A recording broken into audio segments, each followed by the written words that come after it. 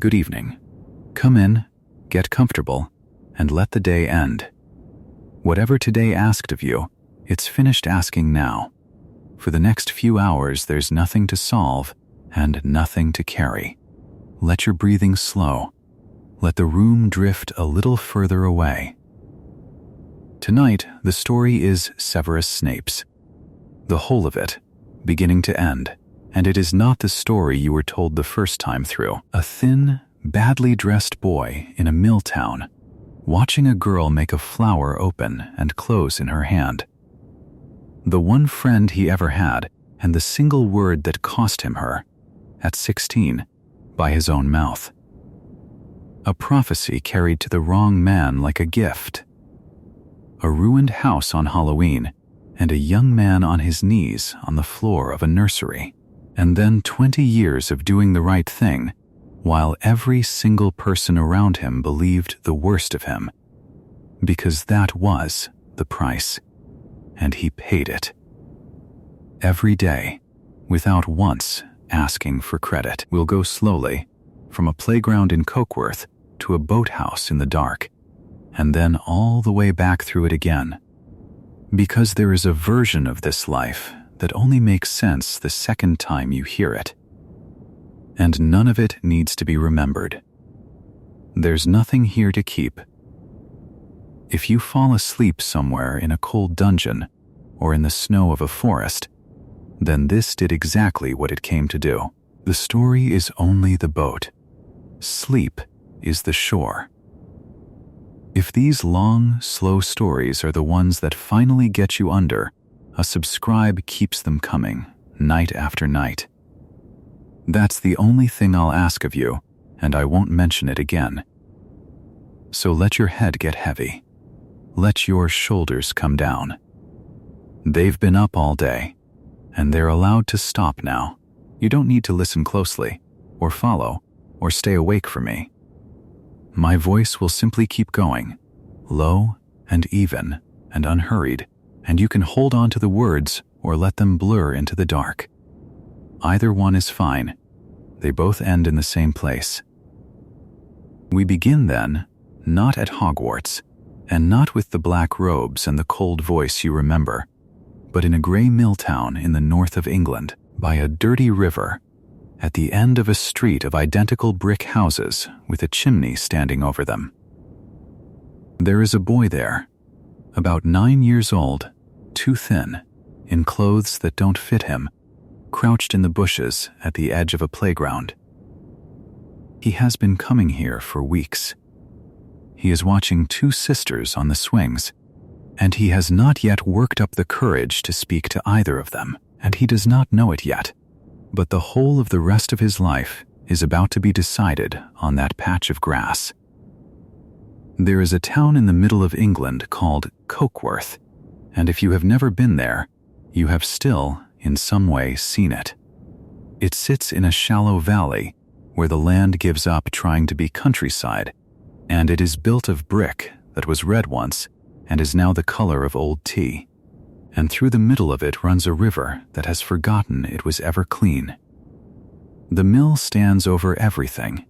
Its chimney is the tallest thing for miles, taller than the church, taller than the pylons on the hill, and it leans very slightly, and the smoke that came from it in those years did not rise so much as lie down over the rooftops, like a hand pressed gently over a mouth. The town smelled of that smoke, and of the river, and of wet coal, and of the strange Swedish rot of the weirs. And children who grew up there did not notice the smell at all until they left, and then they smelled it for the rest of their lives in odd places, on trains, in cellars, in the moment before rain. At the very edge of Cokeworth, where the streets ran down to the water and stopped, there was a row of houses called Spinner's End. It was a dead end in every sense the name allows. The houses were narrow and joined shoulder to shoulder, brick against brick, so that you could hear your neighbors through the walls, their kettles, their arguments, their radios, their coughing. And the last house on the row backed almost onto the riverbank, close enough that in wet Februaries, the water came up under the floorboards and left a tide mark on the plaster that nobody ever painted over. It was a house with a great deal of paper in it and very little light. Books were stacked along the skirting boards because there were not enough shelves and had never been enough money for shelves. The curtains were thin and gray and mostly closed. At night, from the towpath, you could see one lamp burning in a dirty window, a small, soft yellow smudge behind the glass, and it looked, from a distance, almost like warmth. In that house lived a man named Severus Snape, who was a muggle, which is only to say that he was a man of this world and no other, and who worked, or had worked, at the mill, and who had a hard face and hands that were always in some stage of healing. And there lived a woman named Eileen, who had been born Eileen Prince, and who had once been a witch of some reputation in a very small way. Captain of the Gobstones team at Hogwarts, a girl with heavy black brows and a sullen mouth in the old moving photographs, a girl who had been clever and unloved and had thought, perhaps, that the ordinary world might be kinder to her than the magical one had been.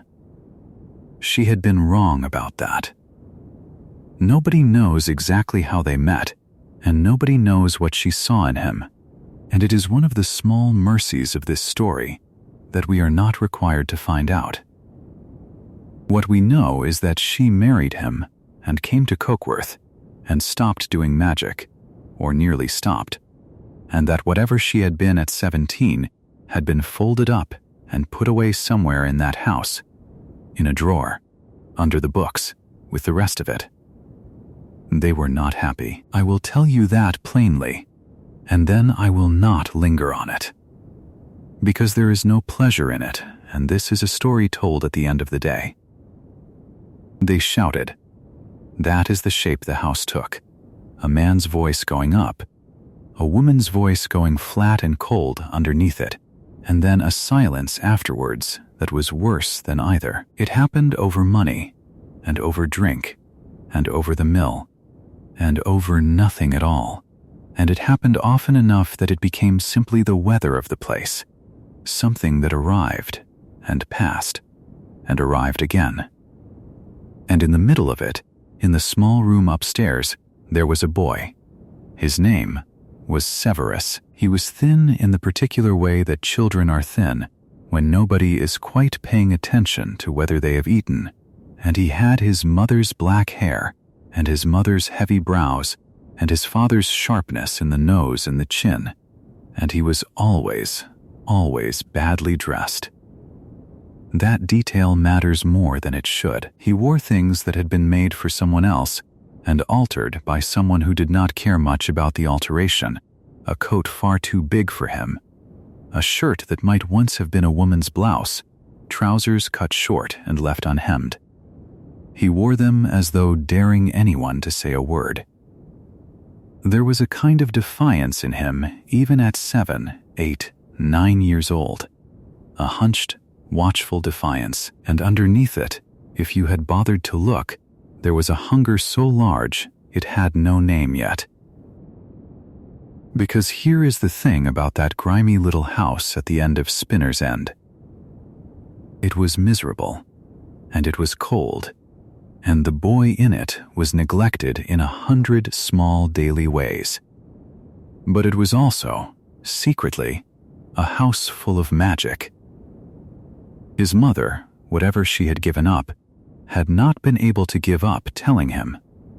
She told him about a castle in the mountains. She told him about the 4 houses and the ghosts and the enchanted ceiling of the great hall that showed the sky. She told him about a game played on broomsticks in the air. She let things slip and could not always be bothered to take them back. And the books along the skirting boards were not all Muggle books.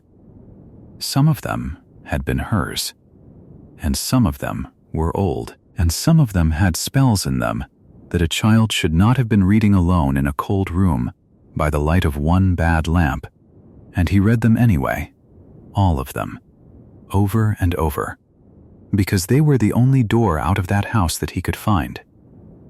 So, he grew up strange. He grew up knowing curses. By the time he was 10 years old, he knew more of them than most children know when they are 16, and he had turned them over in his mind the way another boy might turn over the names of footballers. And he had no one to say them to and nothing to do with them. And they sat in him like coins in a pocket, waiting. He went out to get away from the shouting. That is how it began. In the end, he went down to the river, where the water ran cold and brown and quick over the shopping trolleys and the stones, and along the towpath where the willow herb grew up through the cracks, and out to the little scrubby park at the bottom of the town, where there was a swing set with 2 swings and a roundabout that squealed and a fringe of bushes gone wild and unpruned for years. It was not a beautiful place.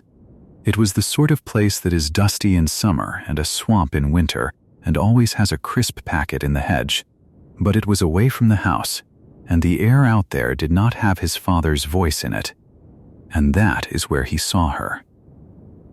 There were 2 girls at the swings, sisters plainly, one older and thin and long-necked and horsey and careful, and one younger with dark red hair and green eyes, and the younger one was doing something impossible.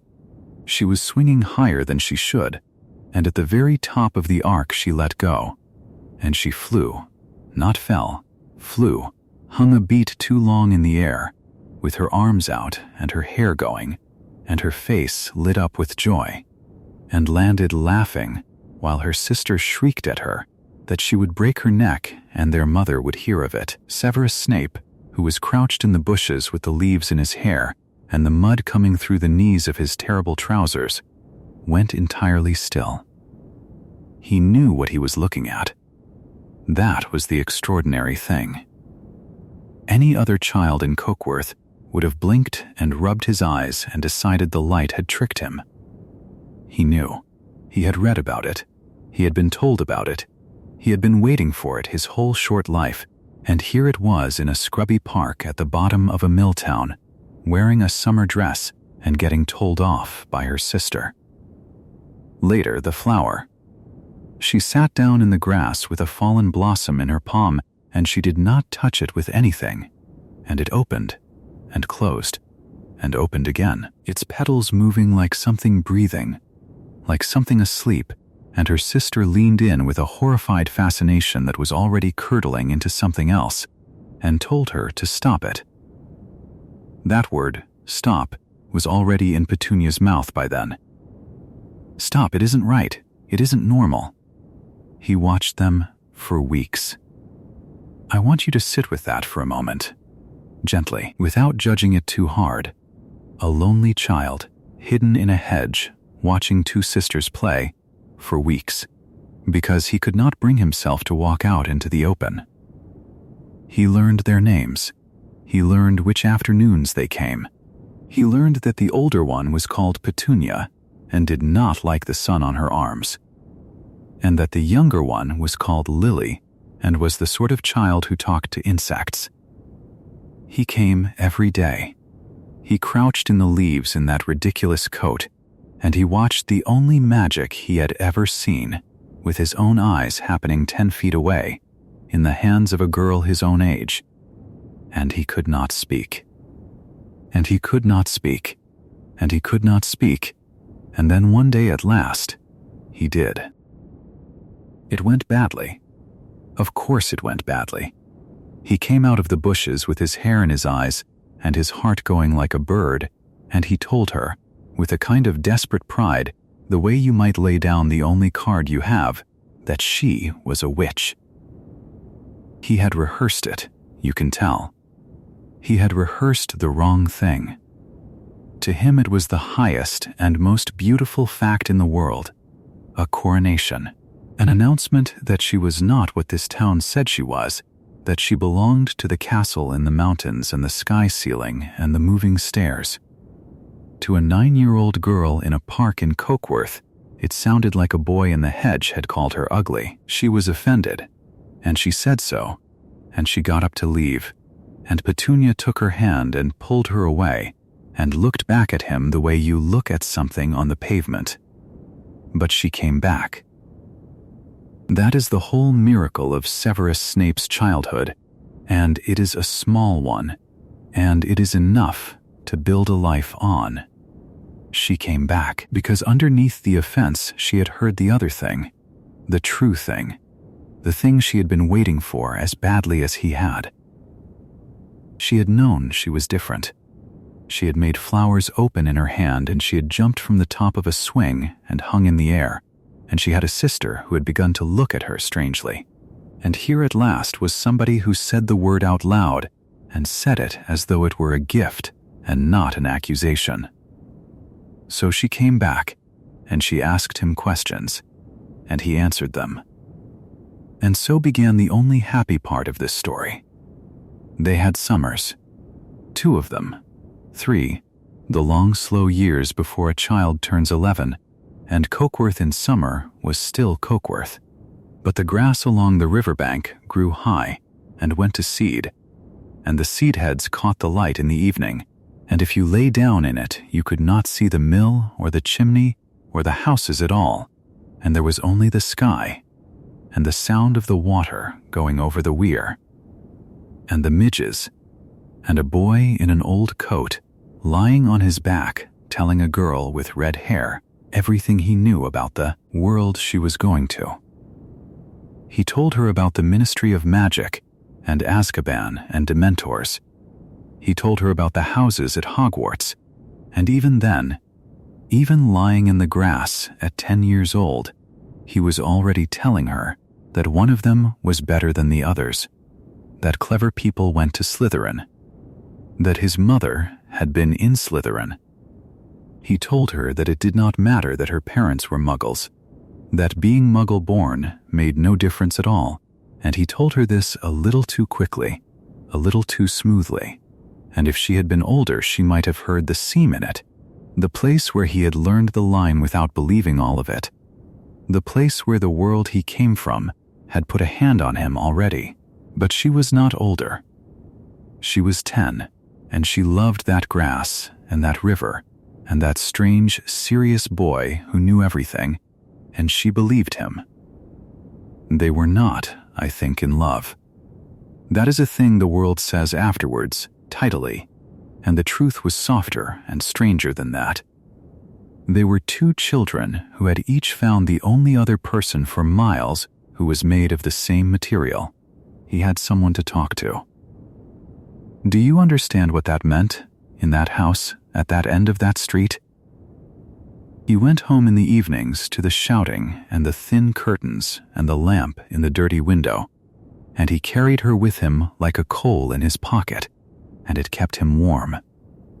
She was the whole of his childhood's happiness, and there was nothing else in it. Not one thing, and that is why what happened later happened the way it did.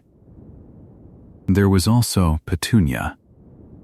It would be easy to be unkind about Petunia, and I do not think we will be.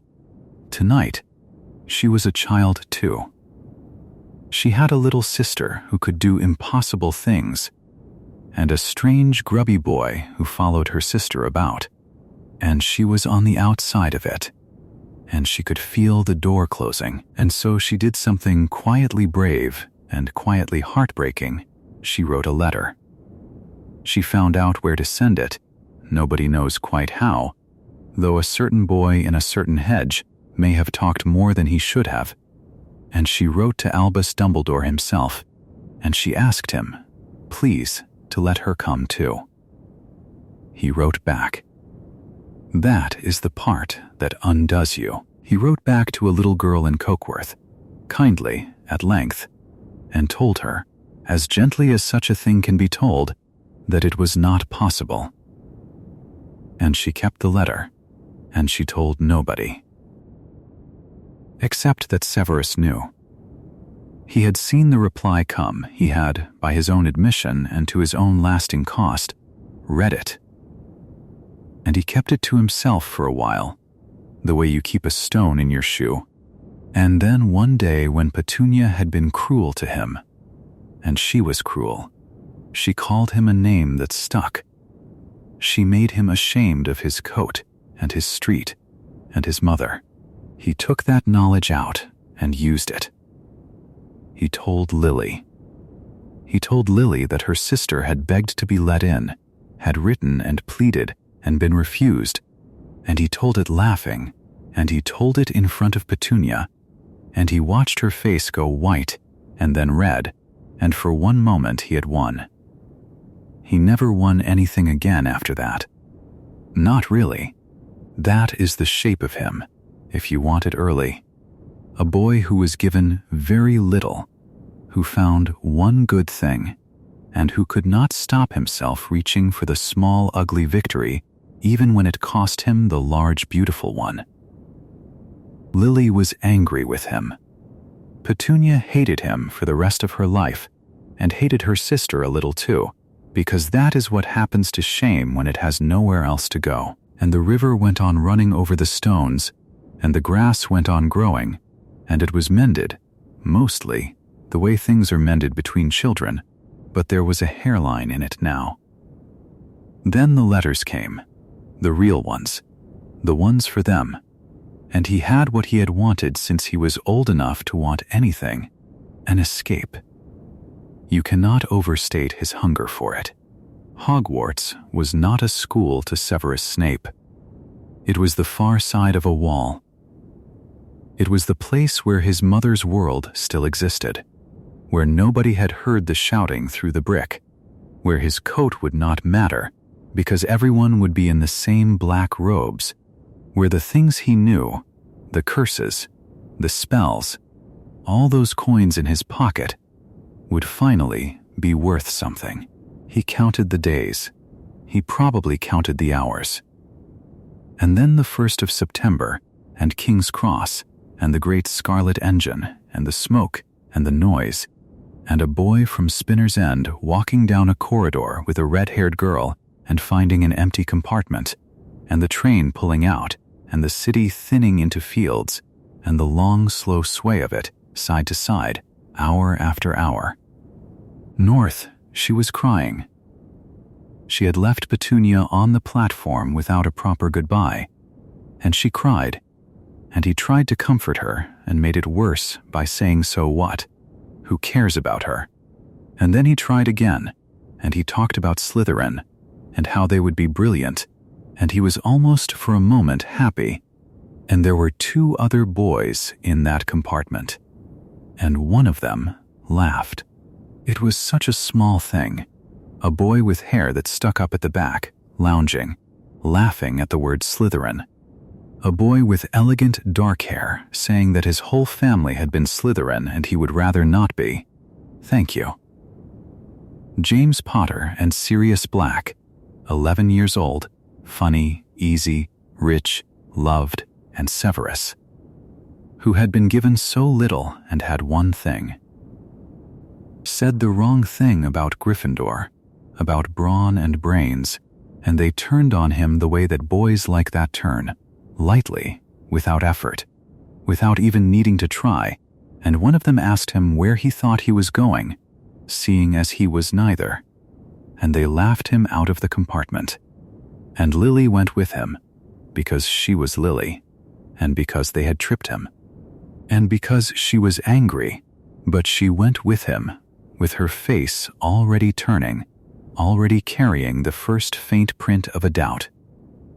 2 minutes. That was all it took. A single exchange about houses on a train, and the shape of the rest of his life was set. And then the castle, and the boats on the black water, and the great hall with its floating candles and its ceiling full of stars, and a row of frightened children and a battered old hat. Lily Evans went first, and the hat sat on her for a moment, and then it called out Gryffindor, and the table on the left roared, and she got up and went to it, and she looked back at him once with an expression that was not quite anything yet. And when his turn came, the hat barely touched his head. Slytherin, it said, at once, without thinking, and the table at the far end of the hall the other end, the length of the whole room away, applauded and took him in. He looked down the hall at her. She was already talking to somebody. There was a fire in the grate, and the candles were floating, and the ceiling was full of stars, and he had got everything he had ever asked for, and he was warm and fed and safe and belonged somewhere at last, and between him and the only person he loved there was now the entire length of the great hall, and 4 tables, and a hat's 1 second of certainty. It was not a break, not yet. It was only a crack, thin as the tide mark on a plaster wall, the kind you can look at for years and tell yourself is nothing. They would still walk down to the lake together. They would still do their homework side by side. There was a long, slow time coming in which he could still have chosen otherwise, and we will go there gently, in a while, through the corridors and the winters, through the friends he made and what they made of him, through everything he was offered and everything he gave away, and the long, quiet, terrible arithmetic by which a boy from Spinner's End lost the only good thing he ever had. But not tonight, not yet. For now, let him be 11. Let him sit at the green table with the candles floating overhead and the stars going about their business on the ceiling, warm for the first time in his life, looking down the hall at a girl with red hair, in a castle in the mountains, very far from the river, and the smoke, and the shouting, and the 1 small lamp burning in a dirty window at the end of Spinner's End. And so the castle took them both in, on the same night, in the same boat almost, under the same wet September sky, and then, in the space of a single sentence spoken by an old and fraying hat, it set them down on opposite sides of a hall and asked them to be strangers. He went to the long table beneath the green banners, where the silver glimmered and the light came slantwise and cold, and she went to the table beneath the red, where the noise was, where the laughing was, and between them lay only 40 feet of flagstone floor and the whole rest of their lives.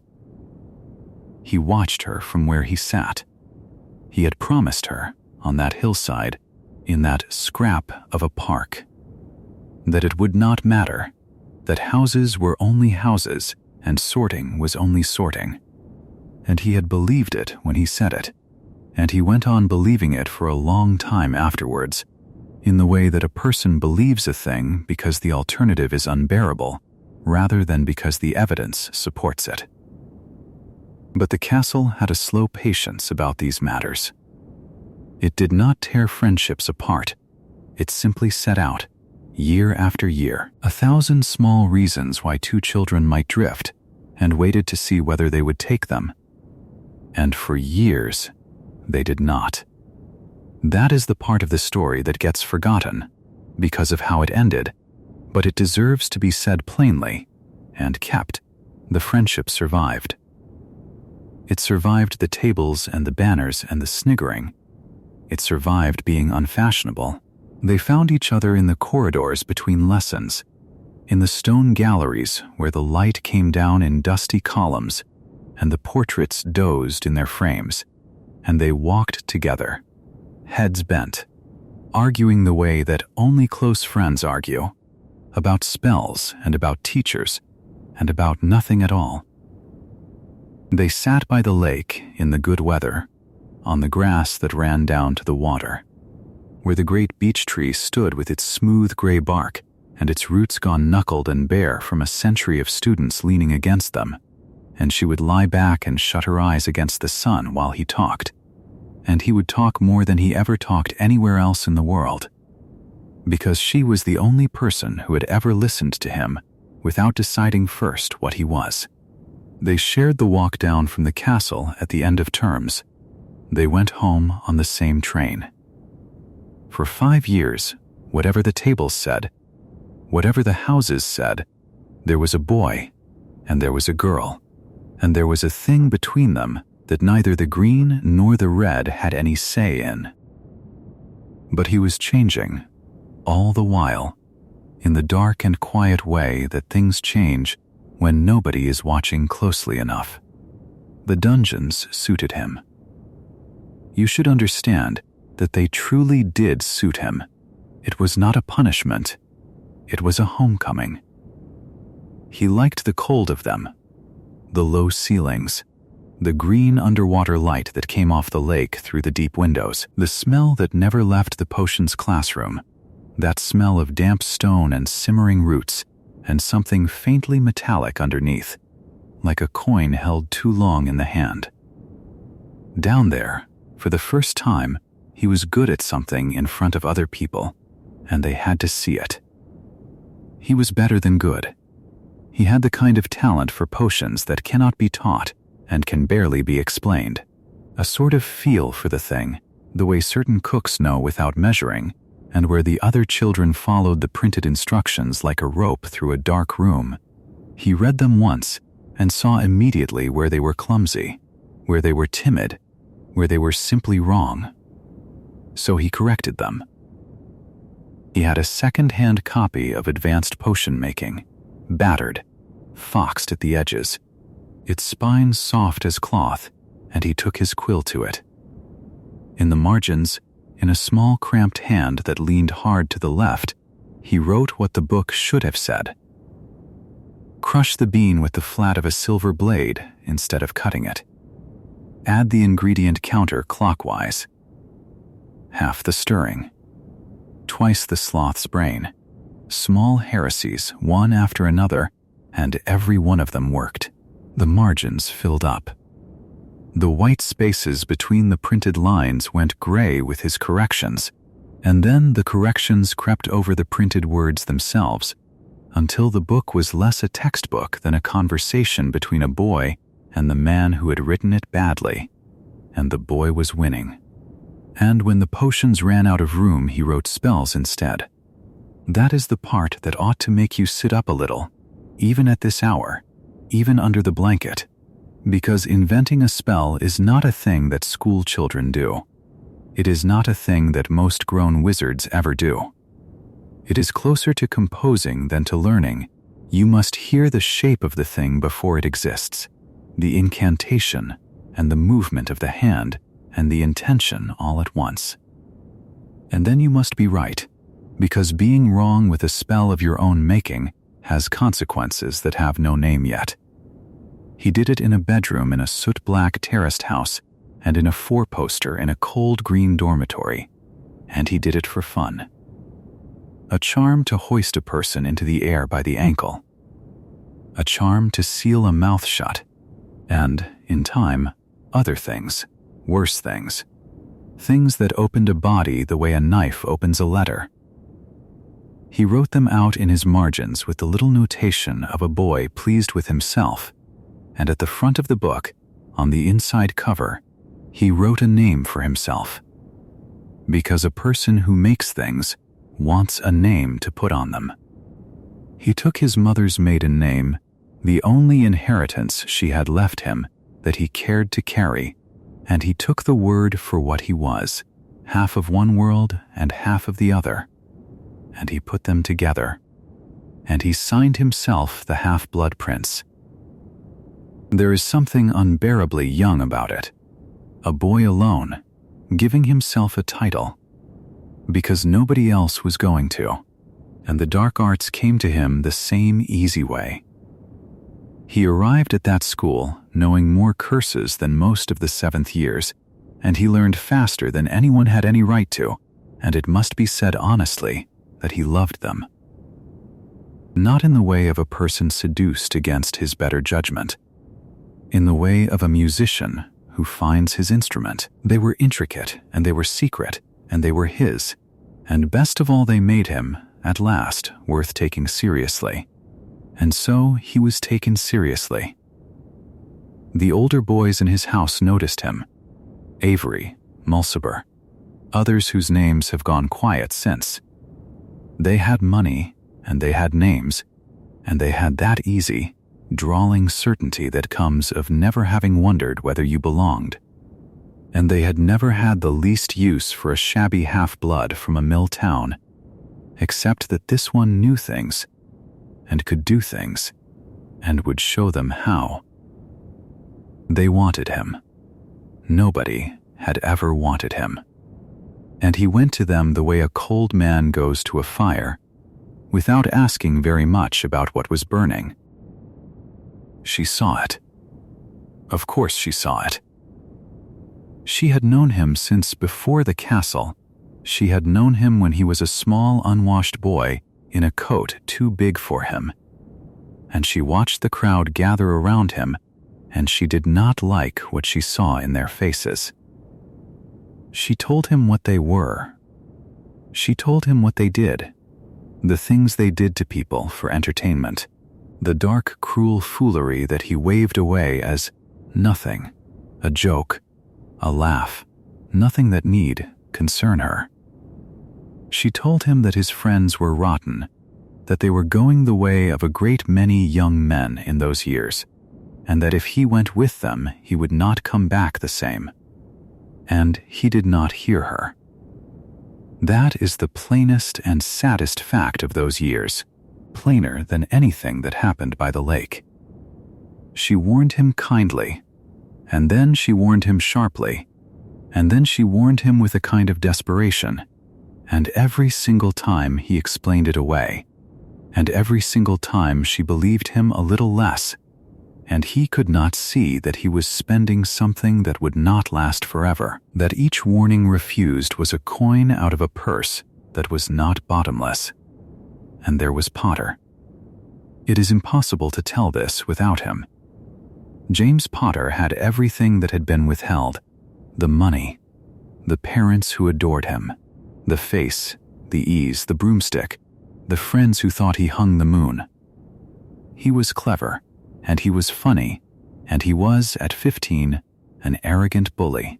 And both of those things are true at once, and neither cancels the other. He wanted Lily Evans, loudly and constantly and for years, in that graceless way of a boy who thinks charm is a volume setting. He asked her out in corridors and at meals and after matches, and she told him no, again and again. And he asked again. And with the same restlessness, the same need for an audience, he went after Snape. Not once, not in a fair fight. It was 4 of them, near enough always, 4 against 1, in the courtyards and the corridors, hexes in the back, laughter at the edges of it. And the reason given, when a reason was given at all, was that Snape existed, and it was there to be done. And Snape gave back everything he had. That should be said too. He was not gentle, and he was not innocent, and he cursed them the moment he had breath to do it, and he cursed them with things they had never heard of.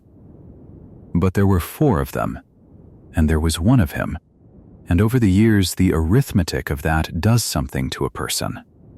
It hardens in them like scar tissue. The corridors stopped being corridors and became terrain. Every corner had a shape to it. He walked the castle for 5 years with his wand already in his hand, and if you have ever done that, even for a week, you will know what it costs. And then there was the night in the tunnel. Sirius Black, bored, brilliant, careless in the way that only the very safe can afford to be, told him how to get past the tree. He knew what was at the other end. He knew that Remus Lupin, who was gentle and tired and unwell 1 week in 4, would not be a boy at the end of that tunnel but something with no mind in it at all, and he told Snape how to go, and Snape went, because he had wanted for years to know what they were hiding, and because he could not leave a locked door alone. And James Potter, who had not planned it, and who understood at once what it meant, went down after him and dragged him back. That is the whole of it. He was pulled out of the dark by the hands of the person he hated most in the world, and he came up into the night air alive. And there was no gratitude in him, not a drop. And I want you to understand why. Because it is not simple spite. Being saved by James Potter was worse than being killed by Lupin would have been. It took the one thing he had, which was the clean and simple fact of being wronged, and it muddied it. It made him owe. A debt to a boy who had humiliated him 100 times is not a gift. It is another humiliation, the finest one yet. And Snape carried it for the rest of his life like a stone in the shoe. He was told to keep the secret, and he kept it. And he loathed every hour of keeping it. And then it was June. You know the shape of that June even if you have never lived it. The long light, the last of the examinations, the heat sitting in the stone, the relief coming off the students in waves as they came out of the hall into the sun with their fingers stained black and their heads still ringing with everything they had just poured onto parchment. The defense against the dark arts paper, the 5th year one, the one he had answered easily and then gone on answering after the bell because he could not bear to stop. They spilled out onto the grounds. The lake lay flat and bright. The beech tree threw its round shade on the grass, and the shade was full of people. And there were girls by the water, and boys skimming stones, and someone somewhere was laughing. And the whole afternoon had that soft golden quality that afternoons only have when you are 16, and something is over. He sat apart, of course, under the shade at the edge of it, still reading the paper he had already finished, his nose almost against it, in his 2 big robes on the hottest day of the year. And they came over. It was Potter and Black, with nothing to do, and an audience gathered, and they went at him from behind. And it was quick, and it was practiced, and it was, to everyone watching, hilarious. He fought.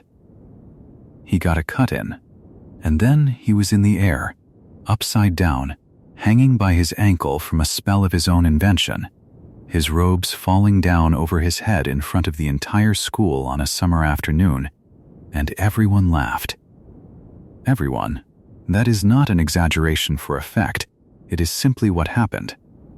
A whole lawn of children laughed at a boy hanging in the air with his face going purple and his life on display. And she came, through the crowd furious, and she made them put him down, and she stood between him and them and told them exactly what they were, and there was not a person on that lawn who did not know that Lily Evans had come to fight for Severus Snape. And he was on the ground, in the dust, with his mouth full of soap and his robes filthy and every eye on him, and he was being rescued. Again, by a girl. In front of them. And whatever it is inside a person that holds, the thing that keeps the pain in and lets the sense out, it went, all at once, the way a rope goes, and out of him came the ugliest word he knew, aimed at the only person in the world who had ever been kind to him. He called her the word. The worst word there was for someone like her. The word her sort of people were called by his sort of people. The word that meant her blood was dirt, and her mother and father were nothing, and she had no business existing in that castle at all. He said it in front of everybody. And the lawn went quiet. And the summer light kept coming down through the beech leaves exactly as it had a moment before, because light does not care. And the lake stayed bright, and the day went on being beautiful all around the ruin of it. Even Potter was stunned. Even Potter told him to apologize. She would not have that either. She did not need Potter to defend her honor. And she told him so. And she turned and she went, and Snape lay there in the grass and watched her go, and he was already, in that same instant, in the fraction of a second after the word had left him, dying to take it back. It is the oldest and cruelest arithmetic there is. It takes a heartbeat to say, and a lifetime not to have said. He waited for her outside her tower. all night. That is a small detail, and it is worth sitting with. A 16-year-old boy stood in a corridor in the dark, in a part of the castle where he was not welcome, from evening until morning, refusing to leave, asking anyone who passed to fetch her, and he would not go. And he did not sleep. And he stood there through all the hours when the castle creaks and settles and the torches burn down, because he could not bear to let the night close over what he had done. And in the morning she came out, and he apologized, and he meant it more than he had ever meant anything. And she said no, not cruelly. That is what makes it unanswerable. She did not rage at him. She told him, quietly, in the plain morning, that she was not going to accept it, and she gave him the reason, and the reason was not the word at all. The word, she said, was only what he called everyone of her kind. Everyone. That was the point. He was not sorry for what he believed. He was sorry that she had heard it. He had chosen his road already. He had chosen it years ago, in small pieces, with Avery and Mulciber, and the curses and the margins of his book. And she had watched him choose it, and she had told him, and he had told her it was nothing.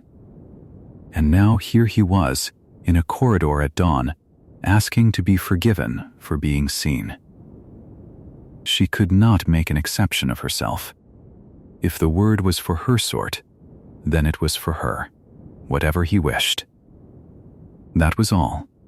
She went, and it was done, and there was no scene and no scream and no curse, just a girl walking away down a staircase in the early light, having said the one thing that could not be argued with. They were 16. It never mended. Not in the year that followed, not in the years after school, not ever, not for the whole of the rest of his life, which was long and cold and would be spent almost entirely in the service of that morning. There would be other words between them, later, a few, brief and painful, but the friendship itself ended there in that corridor, with the sun coming up, and everything he did afterwards was done by a man walking away from that staircase. And so he went where he was wanted, because that is what people do. The road she had named for him was the only road with anyone standing on it. The others were waiting, and they had never asked him to be better. And they thought his curses were marvelous, and they told him he had a great future, and they were right. In the way such people are always right about the wrong things. He gave them the years after school. He took what they gave him. He was clever and quick and useful, and he rose, and the mark went black on his forearm, and it was the first thing he had ever belonged to that had not first belonged to somebody else. And he was good at it. That must be said before we go on, softly, into what comes next, because what comes next begins with him being good at it. Somewhere ahead of him, only a few short years now, there is a windswept hill above a village, and an inn with a fire in it, and a staircase, and a door left carelessly ajar, and behind that door an old woman with a strange far-off voice, saying words that were never meant for him to hear. He would carry half of them down the hill in his pocket like a stone, and lay them at the feet of the only master he had, and be praised for it. He did not know whose life he had just picked up and carried away. He would find out, and the finding out would take everything he had left. He left school in the summer of 1978, and there was no one on the platform waiting for him, and no one at the far end of the journey either. Only a narrow house in a mill town, where the wallpaper had given up and the river went by the bottom of the garden, carrying whatever the factories upstream had finished with. And if you had watched him go, you might have thought that here was a young man walking out of one small life and into a smaller one. But that was not how it looked from the inside. From the inside, Severus Snape was walking out of the only place that had ever ranked him honestly, and into a world that he believed would rank him better. Because the people who had begun, quietly and with great courtesy, to take an interest in him had told him what no one else had ever bothered to say, which was that he was extraordinary, and that they had noticed. You should understand what he was, at 19, before the rest of it happened, because the tragedy does not work if he was nothing. He was not nothing. He was one of the finest natural potioneers of his generation, and probably of several. A boy who read a textbook the way a musician reads a score, hearing what it should have said, correcting it in the margins in a cramped hand, improving on the work of masters who had been dead a century before he was born. He had invented spells at 16. He had taught himself occlumency out of books, alone, in a bedroom that smelled of damp, without a teacher, which is roughly like teaching yourself to hold your breath underwater until you can do it for an hour. He was quick, he was tireless. He was silent when silence was called for, and he had that particular quality that organizations always want and rarely find, which is that he did not need to be praised in public. He only needed to be needed, somewhere, by someone, in a way that could not be taken back. And so he rose. That is the plain, unlovely word for it. The Death Eaters were not, in those first years, a horror story to him. They were a room he was allowed into, and it was warm in there, and he was good at what they asked. He brewed things. He mended things. He mixed and measured and refined, and men who had frightened him at 15 came to him at 20 with problems they could not solve, and stood in his doorway and waited while he thought. And Voldemort, who had a genius for it, saw exactly what the boy was starving for, and fed him precisely that, and nothing else, attention, of a cold and flattering kind, the sense of being singled out. Snape was clever enough to have seen the trick. Nobody is clever enough to see the trick when the trick is the only kindness on offer. There were things he did not look at. There is always a list, and his was ordinary in its way. He did not look at the fact that the men beside him at that long table had, some of them, come from killing. He did not look at what the word mudblood had cost him already, once, on a green lawn by a lake, when it had jumped out of his mouth in front of the only person who had ever been glad to see him, and had made her go quiet in a way she never came back from. He told himself, and he was very good at telling himself things, that the two halves of his life could be kept in separate rooms, that he could belong to a movement that despised people like her and go on loving her from a distance forever, that nobody would ever make him choose, because nobody had ever made him do anything he did not want to do, except lose her, and that had already happened, and could not, he thought, happen twice. And then there was a night in Hogsmeade, in the deep of winter, with the wind coming down off the mountain and the snow lying blue in the ruts of the road, and he was sent to listen at a door. The Hog's Head was the sort of pub you had to want to enter. It sat at the shabby end of the village behind a sign with a boar's head on it, and the sign creaked, and the windows were so thick with grime that the candlelight inside came through the color of weak tea, and the whole place smelled of goats and old smoke and spilled beer gone sour in the floorboards. There was straw down. The barman never looked at anyone directly.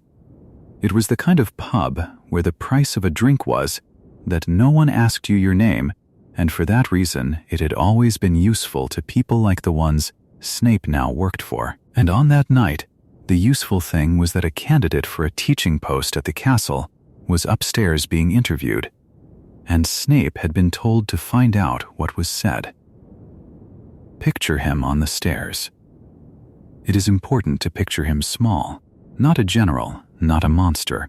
A thin young man in a cold stairwell with his ear against a keyhole and his breath held. Cheap robes, chapped hands.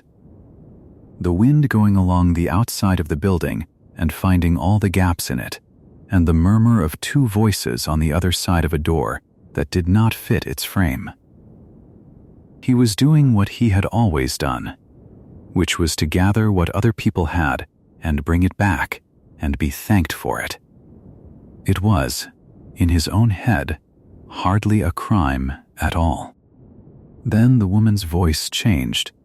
He would not have been able to say afterwards exactly what it was. It went low, and it went strange.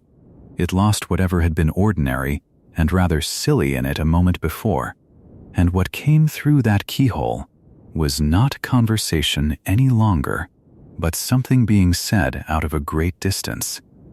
And Snape, with his ear against the metal, caught perhaps half of it before the pub found him. It was about a boy.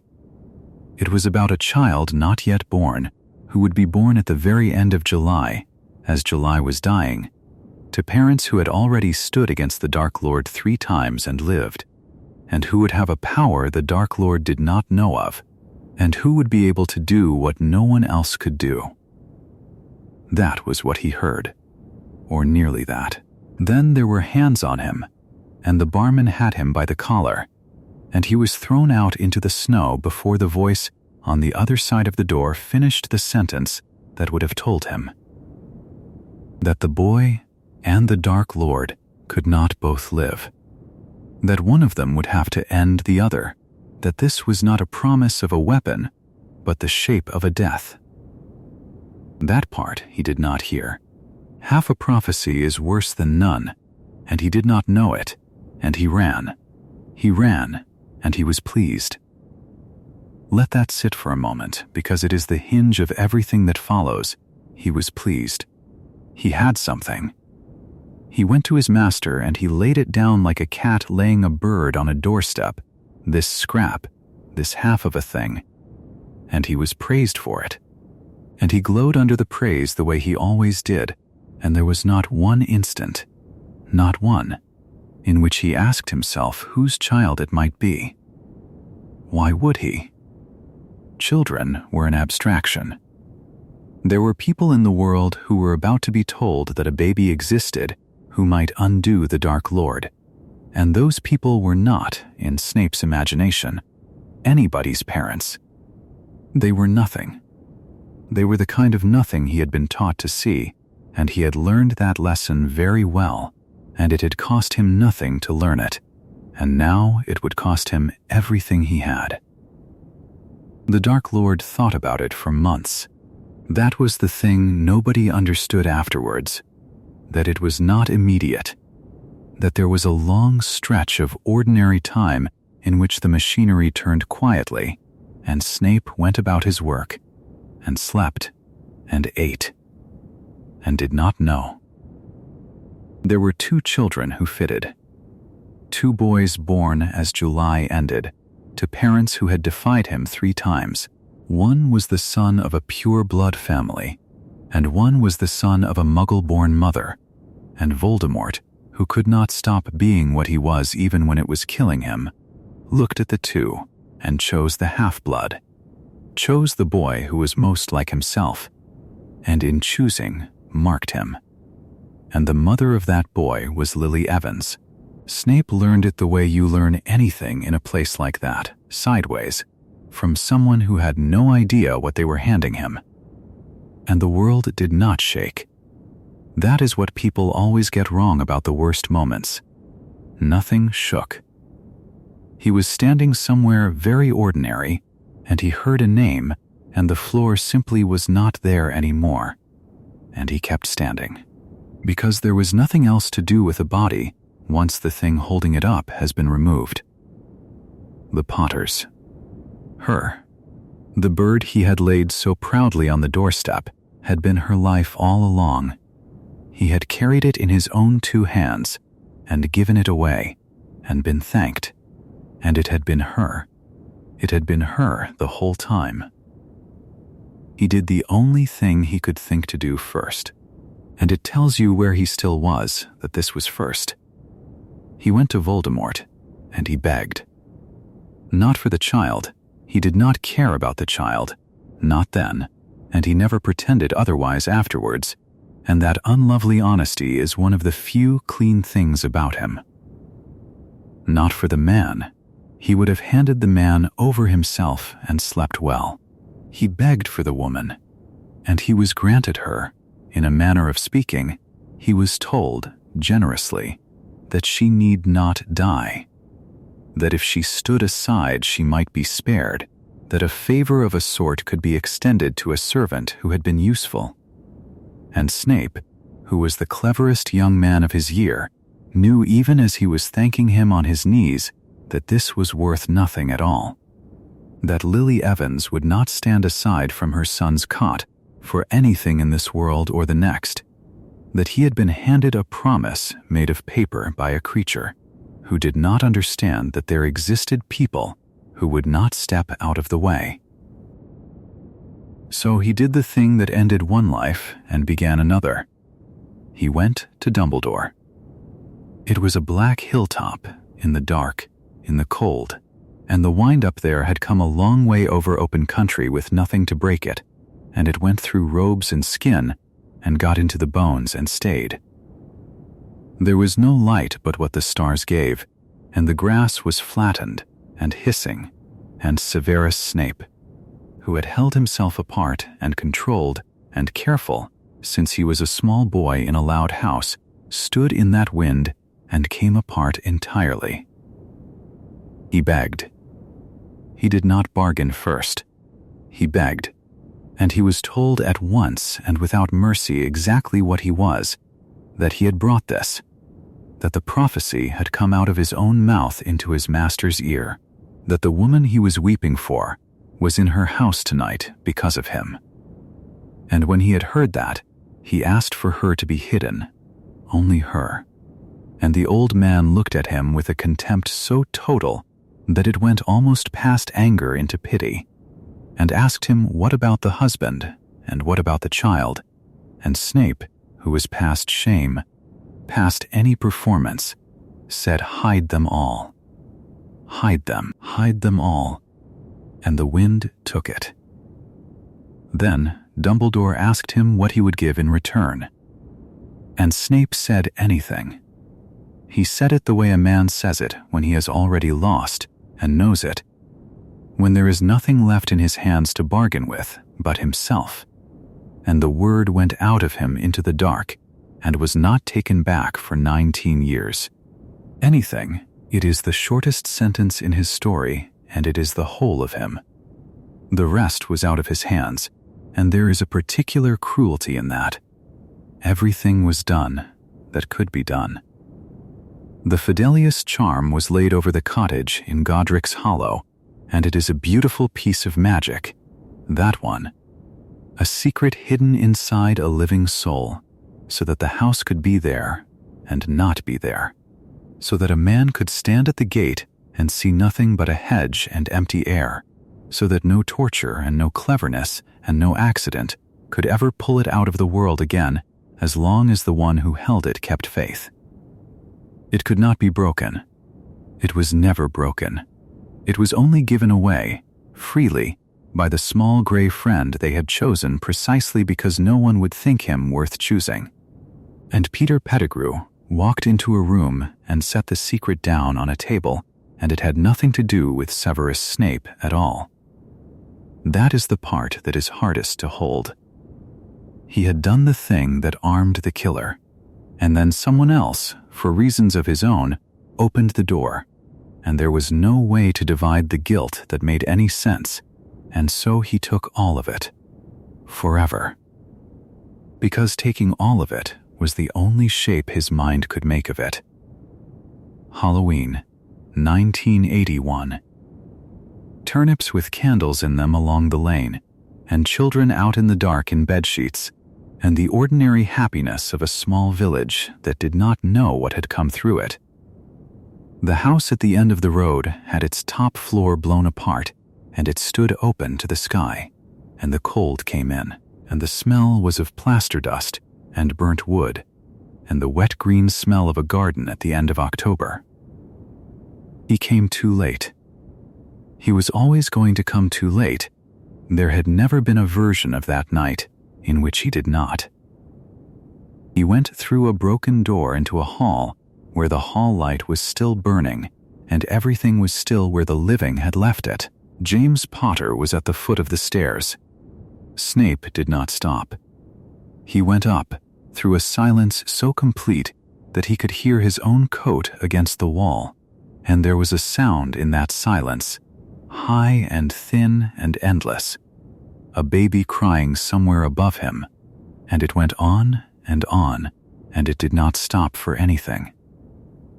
She was on the floor of the nursery. There is no way to tell this part except slowly and plainly. She was lying where she had fallen with her arms still where they had been when she put herself between her son and the thing at the door, and her eyes were open, and she was not frightened, and there was no mark on her at all. Severus Snape went down onto his knees on the nursery floor and gathered her up and held her against him, and he did not care what was in the house, and he would not have moved if the roof had come down. He held her the way you hold something you have already lost, and he made a sound that no one ever heard him make before or after, and above him, in the cot, 3 feet away, a 1-year-old boy stood and cried and wanted his mother. Snape could not look at him. He could not turn his head. He held her and he did not look, and the crying went on, and that is where the night stayed in him for the rest of his life. The smell of the dust, the cold coming in through the hole in the roof, the weight of her, and a child weeping in a cot behind his back that he could not make himself see. Afterwards, when they had taken her from him, he wanted to die. He said so, later, without any drama, in a small room, to the only man who knew. He had nothing. He had no side, no master worth the name, no reason to get up, and he asked in effect to be finished, and the old man did not comfort him and did not forgive him, and did nothing whatever that was warm. He simply put one fact down between them, the way you put a stone on a table. The boy lived. Her son had lived. She had put herself between him and it, and something had happened that no one could explain, and the child was alive in the world tonight, with her blood in him and her eyes in his face. And one day he would be found. And one day the thing that had killed her would come back for him. And when that day came, the boy would need someone standing between him and the door. That was all. It was not a kindness, and it was not offered as one. It was a use. And a use was the only thing that had ever kept Severus Snape upright. And Dumbledore, who was not always a good man, but was very nearly always a right one, knew it and used it. And there is a real question, never answered, about whether that was mercy or manipulation, and the honest reply is that it was both, and that Snape took it anyway.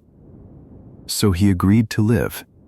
He agreed to go back among them when they came back, and to lie to the greatest legilimens who had ever drawn breath, every day, for as long as it took, with a mind he had trained himself in a damp bedroom as a boy, and to do it not for the light, not for the cause, not for the world, but for a dead woman and a pair of green eyes that were not hers and were. And there was one condition set on it, at the end, and it was said quietly, and it was the harshest thing in the whole of that harsh night. No one was ever to know, not the boy, not the order, not any living soul. Whatever was best in him was to be buried where it could do him no good at all, and he would be hated for it. And he agreed to that too, and never once complained of it afterwards, which is the closest thing to nobility in this entire story. And so, in the autumn of 1981, a young man with nothing left came up the drive to a castle he had left 3 years before, to teach children potions in a cold dungeon, and to wait. And the waiting lasted 16 years. The bargain had been made in a hilltop wind, and after it there was only the work. He came down from that hill and into a castle, and the castle took him the way water takes a stone dropped into it, a small disturbance, a few rings, and then the surface closing over and going still again. He was 21 years old. He had been a Death Eater, and he had been a spy, and now he was, of all the things a man might become, a schoolmaster. And there was something almost absurd in it that he never allowed himself to examine too closely. Dumbledore had needed a potions master. Slughorn had gone off into his comfortable retirement, taking his crystallized pineapple and his little collection of promising children with him, and the dungeons had been left empty, and into them went Severus Snape with his few belongings and his black robes and his silence. He would stay for 16 years. He did not know that then, of course. Nobody knows the shape of their own long stretch of time while they are standing at the start of it. It is only afterwards, looking back down the corridor, that you see how straight it ran. But he would stay. And the staying would become the largest single fact of his life, larger than the mark on his arm, larger than the year he had spent among people who thought he was theirs. He would teach the same subject in the same room to 11-year-olds who arrived and grew and left and were replaced by other 11-year-olds, and the room would not change, and the shelves would not change, and he would change only in the way that stone changes, which is to say very slowly and only at the edges. The dungeon was cold. That was the first thing anyone noticed about it, and the last thing they remembered. It sat below the level of the lake, and the cold came up out of the flagstones and settled in the ankles, and no fire ever quite drove it out of the corners. He did not mind. He had grown up in a house where the cold came in under the doors and nobody thought to stop it, and there was a kind of familiarity in it, an old acquaintance.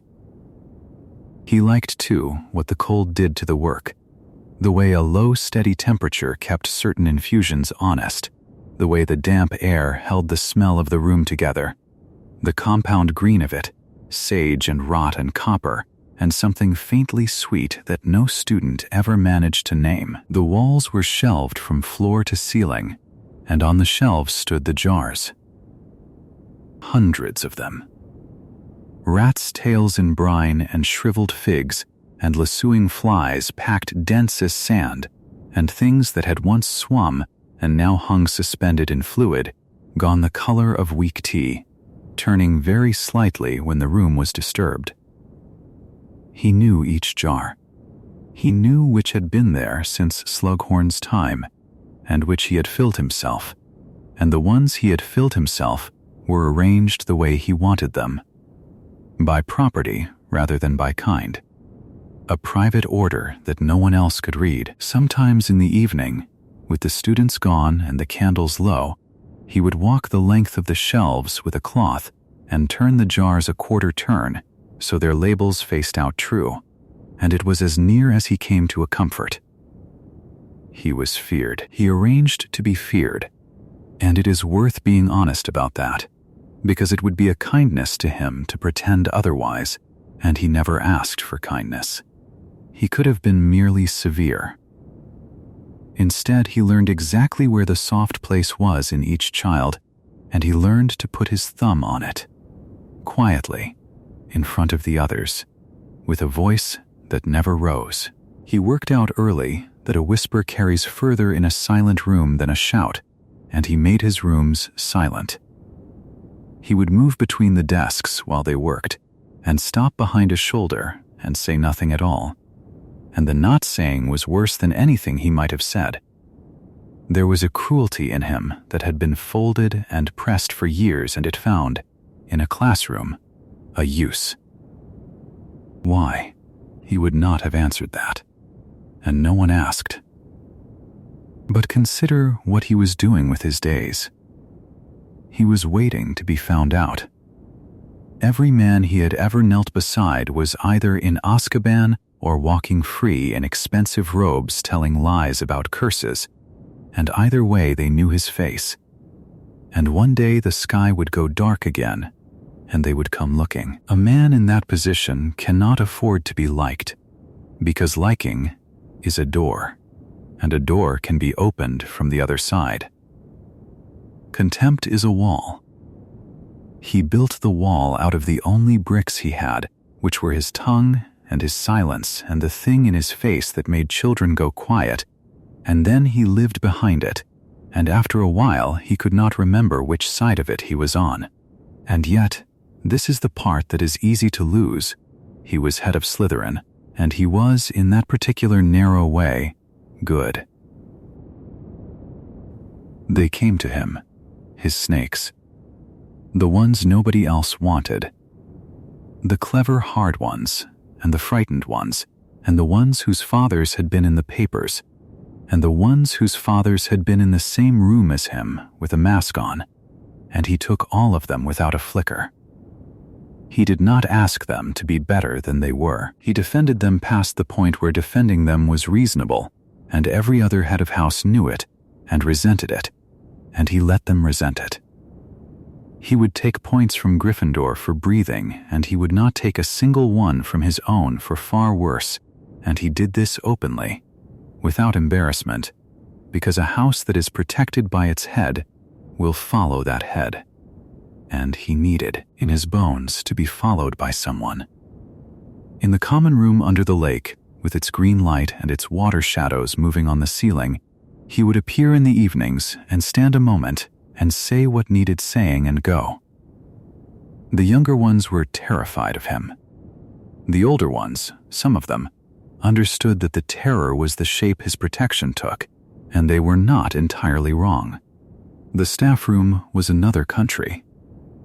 He went there because not going would have been remarked on, and he sat in the same chair each time, near enough to the fire to be warm, and far enough from the middle of the room to be left alone. Firelight on the worn arms of the chairs. Minerva marking with her lips pressed thin, Pomona coming in with soil under her nails and the smell of the greenhouses on her, Felius laughing at something. They were not unkind to him. They were, most of them, perfectly civil, and civility across 16 years is its own long, slow verdict, and he heard it. Only Dumbledore ever looked at him and saw the whole thing, and Dumbledore's looking was not restful either. 10 years. That is how long he waited, and it is a long time to hold a promise in your two hands without setting it down. Somewhere in Surrey a boy was growing, and Snape knew where, and knew who had put him there, and had said what he thought of the arrangement once and never again. The boy would be 4 now. Now 6. Now 9. The years went by in terms and holidays, in the lake freezing at the shallow edge and thawing, in first years getting smaller every autumn, in owls at breakfast, in the same lesson on the same potion given in the same words to a new set of faces, and all of it was, though he would not have said so, a way of getting from one end of a decade to the other. Then, the letter went out, and the boy came. He saw him across the great hall on the 1st of September, over the heads of the sorted and the waiting, under the floating candles and the enchanted ceiling with its scatter of autumn stars. He had prepared for this. He had had 10 years to prepare for it, and he had prepared badly, because what he had prepared for was a resemblance, and what arrived was a haunting. The face was James's, not similar to James's. The same untidy black hair standing up at the back, the same thin build, the same way of holding the head, as if the boy had been copied out of a photograph he had spent his adolescence trying not to look at. And then the boy turned and looked up the table, and the eyes were green. He looked away. That was all. A man looking away at a feast. Nobody noticed, except that the boy, later, would remember that at that moment his scar had burned, and would draw from it exactly the wrong conclusion, because sitting beside Snape at the staff table, with his turban and his stammer, was Quirinus Quirrell, and it was Quirrell's turban that faced the hall. And the thing on the other side of Quirrell's head that had turned its attention on the boy. The whole of that year ran along that fault line. Snape saw a man he suspected of something he could not yet name. The boy saw a teacher who hated him. Both were true. Both went on being true at once, all year, in a way that made a comedy of everything if you had the stomach to laugh, and he did not.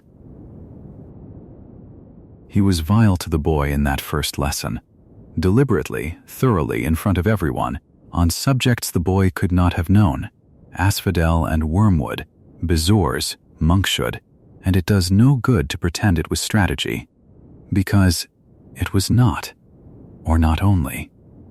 It was 10 years of standing at a window with a decade of grief in his mouth, and then a small boy walking in wearing that face. He asked his questions, and the boy did not know the answers, and Snape took his point and moved on, and somewhere underneath, unspeakably, was a man who had said asphodel and wormwood aloud to a class every year for a decade and had never once said what he meant by it. But when the broom bucked, he muttered. You know this part. In the stands, in the noise, in the cold November air, with the whole school shouting, a broom 200 feet up began to jerk and roll, and a man in black kept his eyes fixed on it, and his lips moving in an unbroken murmur, holding the counter curse steady, and he did not look away, and he did not stop, not when he was jostled, not when the murmuring dragged at his breath and a girl set fire to his robes in her hurry to save the boy from him, and the contact broke, and the broom steadied only because the other man was knocked down too. He beat out the flames on his own robes. He said nothing. What was there to say? And to whom? And in what words that would not have unmade 11 years of work? He refereed the next match himself, which no one could understand. Because Snape did not referee, Snape did not stand in the open air among cheering children and blow a whistle. He did it so that nothing could happen to the boy while he was in the air. He walked into the forest at night, into the dark under those trees, to put a question to a man he suspected of trying to kill a child, and came away with nothing, and went on watching. He set his own protection on the stone, a puzzle of bottles and logic, a small cold thing that no strength could break and only sense could pass, and the boy passed it, and lived. And at the end of it the boy believed, right up to the last door, that Snape had been the one. He never knew that the man in the stands had been saving him. Snape did not tell him. Telling him would have required explaining why, and why led back to a hilltop and a promise, and a woman with green eyes, and that was not for anyone, least of all for her son. The second year the corridors emptied. There was a thing under the school moving through the pipes, and cats and children were found rigid in the dark, with their eyes open. And the great hall grew quieter each month, and Snape brewed. Mandrake restorative drought, endlessly, the long, slow business of it. The mandrakes fattening in the greenhouses while people lay in the hospital wing like fallen statues. He suspected the boy, or made a show of it. He watched him, certainly. He watched everything that year. And he endured Gilderoy Lockhart. There is no other word. A man in lilac who had been given the defense post because there was no one else, who wrote his own name on the board with a flourish, who explained Snape's own subject to him in the staff room while the fire burned down. Snape's contempt for him was total and gave him no satisfaction whatsoever, because contempt is only pleasant when its object notices, and Lockhart never noticed anything in his life. Once, in a dueling club, Snape was permitted to knock him off his feet in front of the school, and it was over too quickly to be worth much. The third year opened with a name in the papers, and it took the floor out from under him. Sirius Black, out of Azkaban. Black, whom he had believed for 12 years, was the one who had gone to that house, the one who had opened his mouth in front of the Dark Lord, the one whose fault it was that a woman had gone up the stairs with her son in her arms and nothing to fight with. Snape had lived 12 years with that, and had a place in himself where it was kept, and now the man was loose and coming to Hogwarts, and everyone in this castle was being calm about it. He was not calm. It is the 1 year where you can see him lose the thread, the year the smoothness goes, and something raw shows underneath. He told Dumbledore what he thought about Lupin's appointment, and was not believed. He told him about the passage, and was not believed. He was, always, the man in the room whose warnings were heard and set gently aside, and there is a particular loneliness in being right in the wrong voice. And then the shack. He went into the tunnel under the willow with his wand out and rage in him like a fever, and he found the two of them there, and he did not listen. He could not. Listening would have meant taking 12 years and turning them inside out in a single minute, and no man alive can do that standing up. So he did what the boy he had once been would have done. He kept them at wand point and promised them the Dementors, and when he was struck down and woke on the grass with his head ringing, he did the last thing he had left. He told the school what Lupin was. Not for safety. He said it was for safety. It was because Lupin had watched, once, at 16, and laughed, and had never in 20 years said so much as a word about it, and now had a job and colleagues and children who liked him, and Snape could take that away, and did. Lupin packed his case and left before breakfast. Snape stood at his window and watched the grounds, and felt the thing he had done sitting in him, neither good nor satisfying, just done, the way old hatreds are. And then the 4th year, and the mark began to come back. It had been a faded scar for 13 years, a gray smudge on his forearm that he did not look at. Now some nights, it darkened. He would push the sleeve back in the candlelight of his own office and see it there. The skull, the tongue of serpent, coming up out of his skin like a bruise rising, blacker each month, and he would pull the sleeve down and go on with his marking. He knew what it meant. Karkaroff knew too. Karkaroff came to him in a corridor with his sleeve up and his face gray, wanting to be told it meant nothing, and Snape looked at him with the particular dryness he kept for men who had wanted the mark and then wanted it gone, and gave him nothing. In June, the boy came back from a maze with a body and said a name, and the world turned over. That night in the hospital wing, Dumbledore looked at him and said what he had to say, and it was not a question, though it was phrased as one. He was asking him to go back. Not to spy from a safe distance, to go back, to walk into a circle of masks in a graveyard's cold, to kneel, to lie about 13 years, to explain his absence to a creature who could open a mind like a book. The most accomplished legilimens who had ever lived, and Snape would have to stand in front of him with the truth folded small behind his eyes and let him look. Snape went white. Whatever else you say about him, know that he went white, because he understood precisely what was being asked and precisely how it ended. And then he said he was ready, and turned, and walked out into the dark grounds. Karkaroff ran that summer, ran and hid, and was found in a shack a year later with the sky above him. Snape stayed. He came back to the castle and hung up his cloak and stood in his cold dungeon among his jars, and the water light moved on the ceiling, and outside the window the lake lay flat and gray under the last of the evening, and it was very quiet, and no one thanked him, and no one would. That is the arrangement he had made, though he had never said it in words.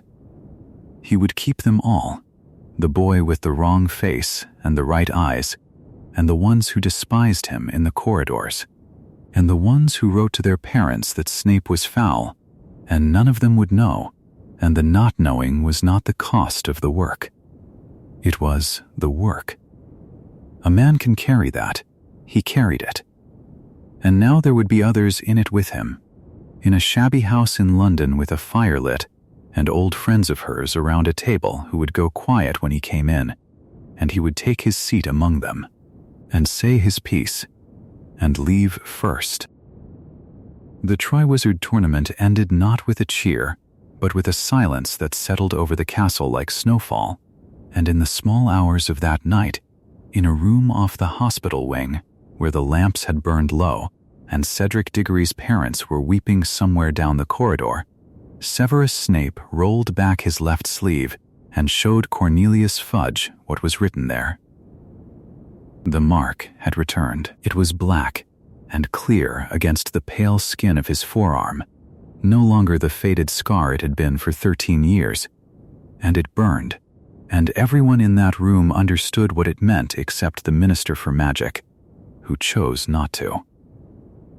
And then Dumbledore turned to him and said only that he knew what he was asking, and Snape said that he did, and he went out into the dark. You may imagine that he hesitated at the gates, that he stood for a moment at the edge of the wards with the lake flat and black behind him and the smell of summer grass on the air, and thought about turning the other way, going down to the village, taking a train, becoming someone else in some other country where nobody knew his name. He did not. He had been waiting 14 years for that summons, and he walked toward it the way a man walks toward a debt he intends to pay in full. And whatever he said to the Dark Lord that night, whatever explanation he offered for why he alone among the faithful had lived comfortably at Hogwarts while others rotted in Azkaban, it held. It held for 3 years. Nobody ever heard it. It is one of the things about Severus Snape that we simply do not get to know, and perhaps that is fitting, because he built his entire life out of things nobody got to know. The Order of the Phoenix reassembled that summer in a house in London that nobody could see. Number 12. Grimmauld Place, wedged into a row of grimy houses like a card slipped into a deck, full of dust and old dark magic and the smell of mildew and doxy droppings, with a stuffed elf head mounted on the stairs and a portrait in the hall that screamed. It had belonged to the Blacks. Now it belonged to the last of them, and Sirius Black paced its rooms like something caged, which is exactly what he was. Snape came there for meetings. Consider what that meant. He came down into that basement kitchen with its long scrubbed table and its low fire and its smell of Molly Weasley's cooking, and he sat among people who had known him as a boy and disliked him then, and who knew what he had been after and hated him for it, and who tolerated him only because Dumbledore said they must. He did not eat with them. He did not stay. He arrived, he reported, he left, and the reporting was the most dangerous work being done by anyone in that house, and he did it in a flat, unhurried voice while Sirius Black stared at him across the table with 14 years of Azkaban in his eyes and the two of them scratched at each other like boys, because that is what they became in each other's company. Two teenagers who had never finished a fight that started at 15. And Sirius had the worst of it, in a way, and Snape knew it, and used it. Because Sirius could not leave the house. He was a wanted man, and the safest place in Britain for him was the one place he could not stand to be. The house he had run away from at 16, and Snape found the wound and pressed on it, and Sirius pressed back on his, and neither of them was capable of stopping. It was ugly. It was small. It was two grown men who had both lost the same friends and could not for one moment be in a room together without becoming the worst of what they had been. But he came. Every time he came, and every time he went back out into the night and back to a table where a mistake would kill him. Then the ministry sent Dolores Umbridge to Hogwarts, and the castle began to fill up with rules. She came in her pink cardigan with her little coughing laugh, and she nailed decrees to the walls one after another until the entrance hall looked like a public notice board, and she inspected the teachers in their own classrooms with a clipboard and a simper. She inspected Snape. She stood at the back of his dungeon in that pink and asked him, in front of his students, why he had been refused the defense against the dark arts post again and again for 14 years, and he answered her with the flattest possible courtesy and went on stirring, and something in the room got very cold. He had spent his whole life being humiliated by people with more power than sense. He had a technique for it by then. The technique was to say almost nothing and let the other person hear the silence. And when she wanted Veritaserum, when she wanted to pour truth down the throat of a 15-year-old boy and ask him where Sirius Black was hiding, Snape gave her a bottle of something. Not the real thing. She had already had the real thing. He had given her the last of it, and she had used it on the boy, and it had done nothing. Because Snape had handed her water, and then he told her, with the utmost regret, that Veritaserum took a full lunar month to brew, and he had none left, and there was nothing she could do about it. It was not a heroic act. Nobody wrote it down. It simply meant that a boy did not have his mind opened and emptied on a ministry official's carpet, and that is the shape almost all of Snape's heroism takes. An absence, a thing that did not happen, a disaster that quietly did not arrive. That was also the winter of the occlumency lessons, and here is where it all came apart. Dumbledore had seen what the connection was. He had understood that the boy's mind and the Dark Lord's had grown a door between them, and that the door swung both ways, and that if it were not closed, then everything the boy saw, the enemy would see, and everything the enemy wished the boy to see, the boy would believe. So he gave the task to the only occlumens he had, and he did not do it himself, and he had his reasons, and the reasons were sound and cold. He could not risk being near the boy, could not risk the Dark Lord looking out through those green eyes and seeing what Dumbledore was thinking. So it fell to Severus. It always fell to Severus. Twice a week, in the evenings, in that dungeon office with the jars glimmering on the shelves and things suspended in them that did not bear looking at, a man tried to teach a boy to close his mind, and it did not work, and it was never going to work, and both of them knew it before they started.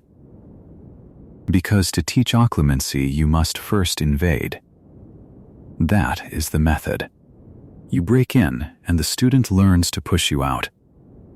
And so twice a week, Snape had to go into that boy's head and see whatever was in there. And what was in there, among other things, was every memory the boy had of being loved by people who had died, and every memory of being unloved by people who had lived. And what the boy saw. When Snape's control slipped and the current ran backward, a greasy-haired boy on his knees while a man shouted at a cowering woman, a small child watching a broomstick, a girl laughing at the top of a Hogwarts corridor, was Severus Snape's whole life. And Snape could not do it. Not because he lacked the skill. He had more skill in this than anyone alive save one. He could not do it because he could not look at that face and stay calm. Every time he raised his eyes, James Potter was sitting in front of him. The same hair, the same nerve, the same maddening slouch of unearned confidence, the same look of being about to say something clever. And Snape's hand would twitch toward his wand, and his voice would go acid, and he would attack when he ought to have instructed, punish when he ought to have guided, and the boy would leave angrier and more open than when he came in. He was trying to save Lily's son with a mind that was still 15 years old and still standing in a corridor with his robes over his head and the whole school laughing. He knew it. That is the unbearable part. He knew it and could not stop. And then, the Pensée. He had taken his worst memories out of his own head and put them in a stone basin so that the boy would not stumble across them. And then he was called away, and the boy looked. Of course the boy looked.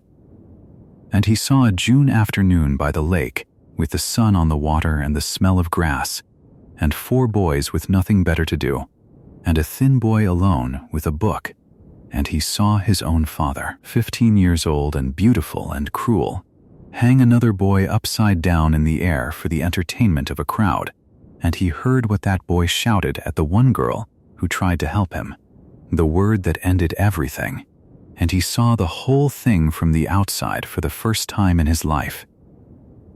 Snape came back and found him standing in it, and whatever else was in that scream, whatever else was in the way he dragged the boy out by the arm and threw a jar of dead cockroaches at the wall as he went, under the fury, it was shame. Naked. Absolute shame. Lily's son had seen him at his lowest and his cruelest and his most humiliated all at once, and had seen the exact moment he had lost her, and there was nothing left in the room to protect. So he ended the lessons and told him never to come back, and that decision cost 5 people a great deal and one of them everything. It is easy, from a distance, to call it a failure of will.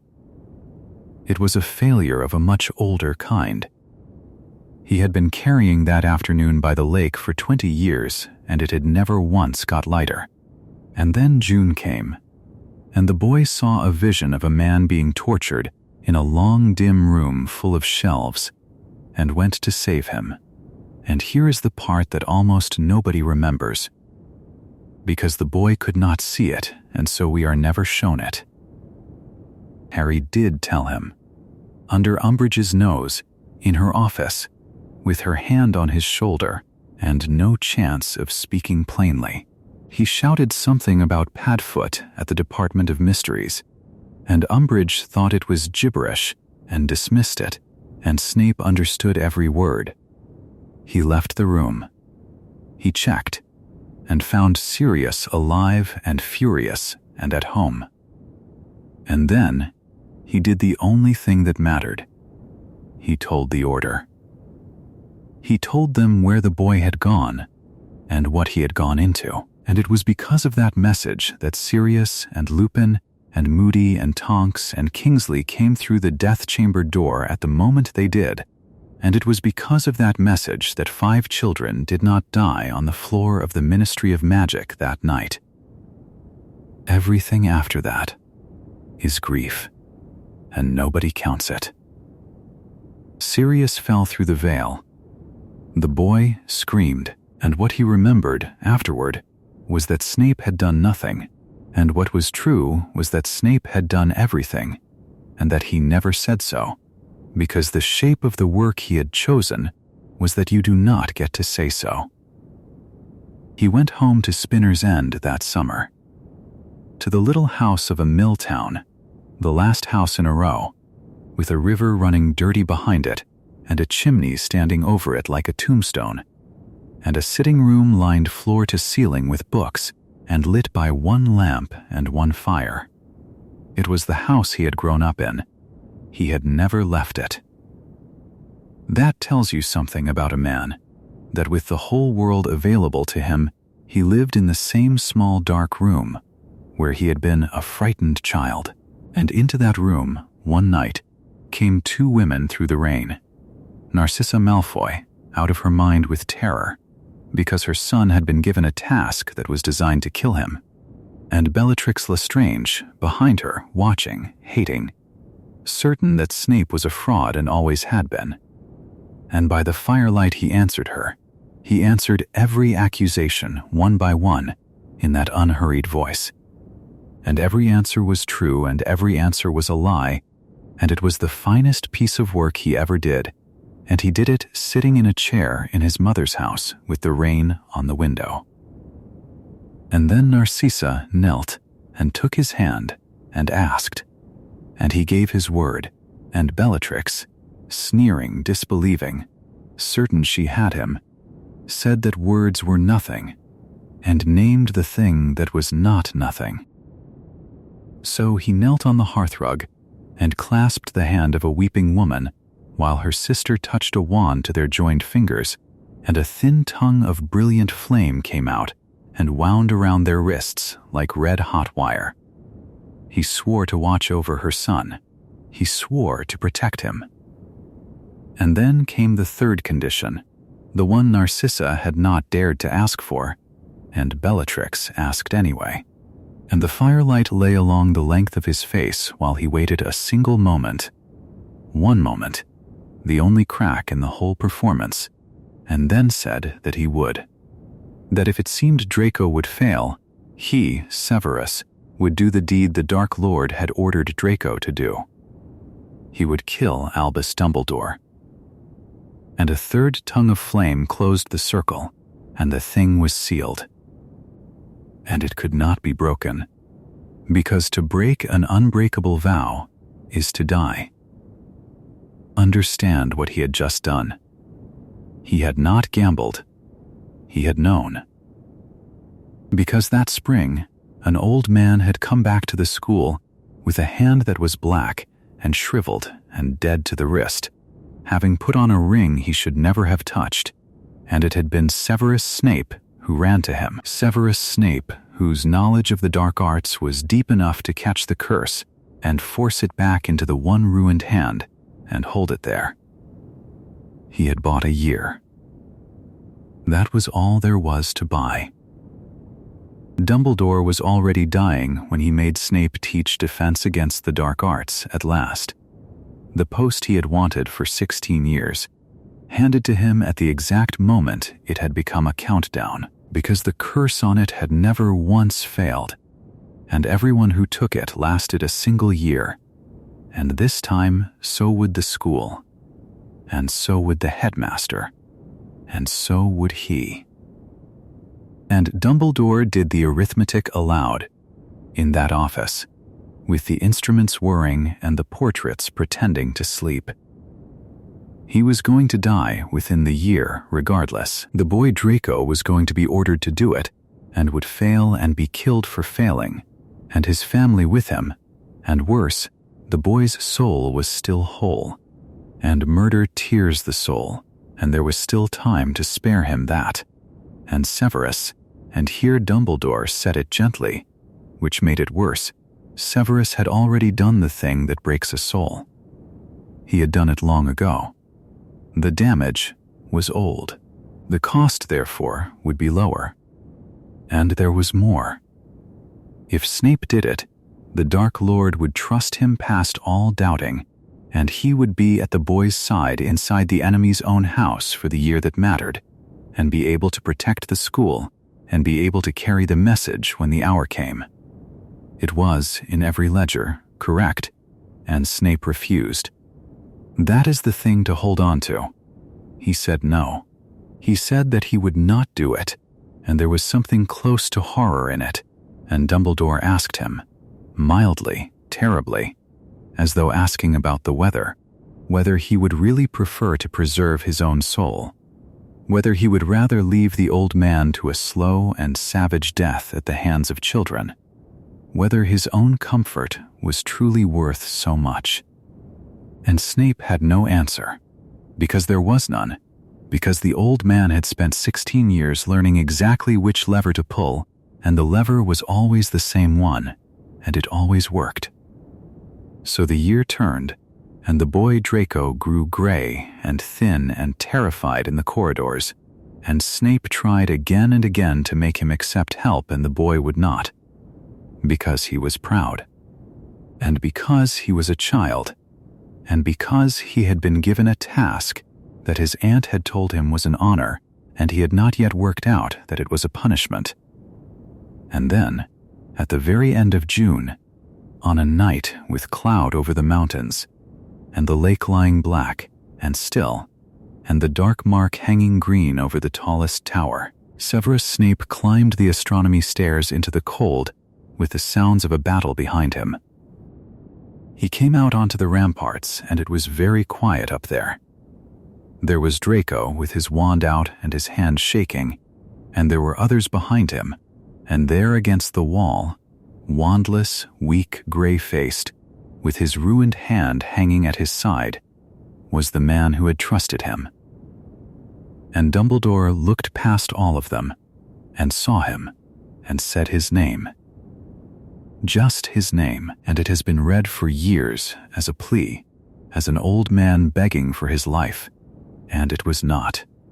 It was never that. It was the order. It was the thing they had agreed on in an office a year before, and it meant do it now, do it before the boy does, do it before your vow kills you, do it while you can still choose the manner of it. It was a man asking his friend, in front of witnesses who would report every syllable, to be quick. And Snape looked at him. Whatever was in his face in that moment was read by everyone present as hatred, and every one of them was wrong, and none of them would ever know it, and that was the point. He raised his wand. He said the words, and the green light struck the old man in the chest and lifted him backward over the battlements, and he fell without a sound, out into the dark air above the lake, and the tower was empty, and it was done. Then he took the boy by the scruff and ran. Down the stairs, through the fighting, out across the grounds toward the gates, and behind him came another boy, screaming, cursing, calling him coward, calling him murderer, throwing spell after spell at his back, and Snape blocked every one and cast nothing in return, and did not defend himself with a single word, and let the boy call him what he liked, because there was no version of that night in which he was permitted to explain, and because he was going to hear that word from that mouth for the rest of his life, and had already decided he could bear it. At the gates he turned and told him one true thing about his mother's eyes without ever saying so, told him only not to call him coward, and then the Death Eaters closed around him, and they were gone. Behind him the castle woke and screamed. Behind him a body lay in the grass beneath the tower, with the sky lightening over the water. Behind him every person who had ever half trusted him now knew, beyond any argument, exactly what he was. And ahead of him was a chair he did not want, in an office that was not his, at the head of a school he had just lost the right to love. They would call him headmaster in the autumn. He would sit under the portrait of the man he had killed and take his orders from it, and nobody else in the world would know. He came down from the tower and into the dark, and after that, for a long time, there was nothing that could properly be called rest. You have to understand what he had walked out of that night. He had walked out of Hogwarts as the man who had murdered Albus Dumbledore. Not a suspected man, not a man under a cloud, a man seen. 6 people had watched him do it, had watched the green light lift the old man off his feet and over the battlements like something weightless. And there was no version of the story left in the world in which Severus Snape was anything other than exactly what he appeared to be. He had spent 17 years being distrusted by people who had no proof.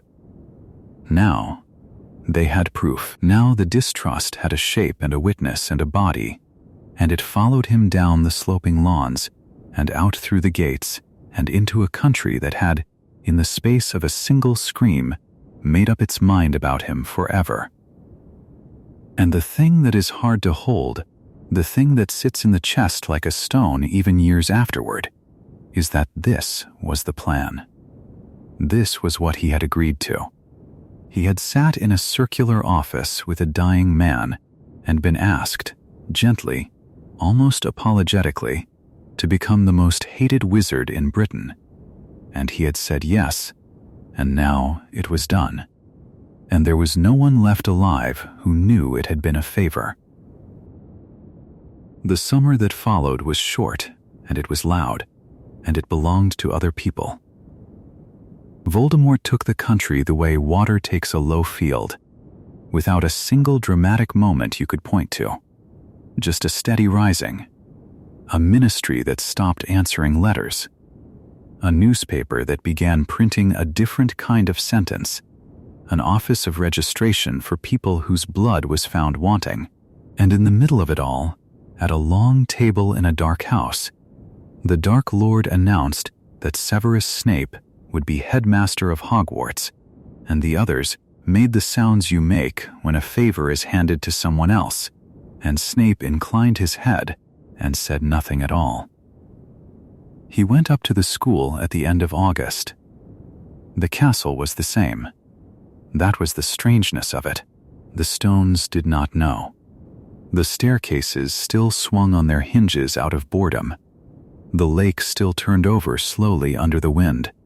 The towers still went up into the same September sky, and none of it had heard the news. He walked up the spiral stair to the office that had been Dumbledore's and pushed open the door and stood in the middle of it, and the instruments were still ticking on their spindly tables. And the perches were empty, and the whole room smelled faintly of the man he had killed. The portraits pretended to sleep. That is what they did, most of them, most nights.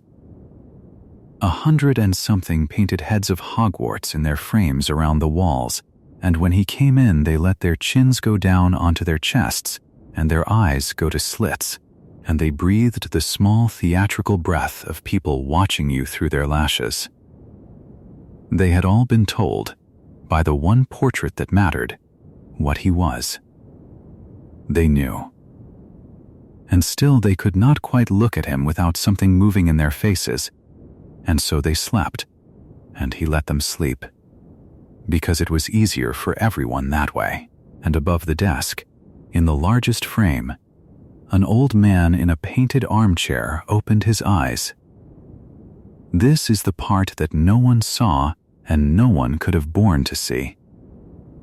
Every night, for a year, the most hated man in Britain sat in a dead man's chair under a dead man's picture and took his orders from him.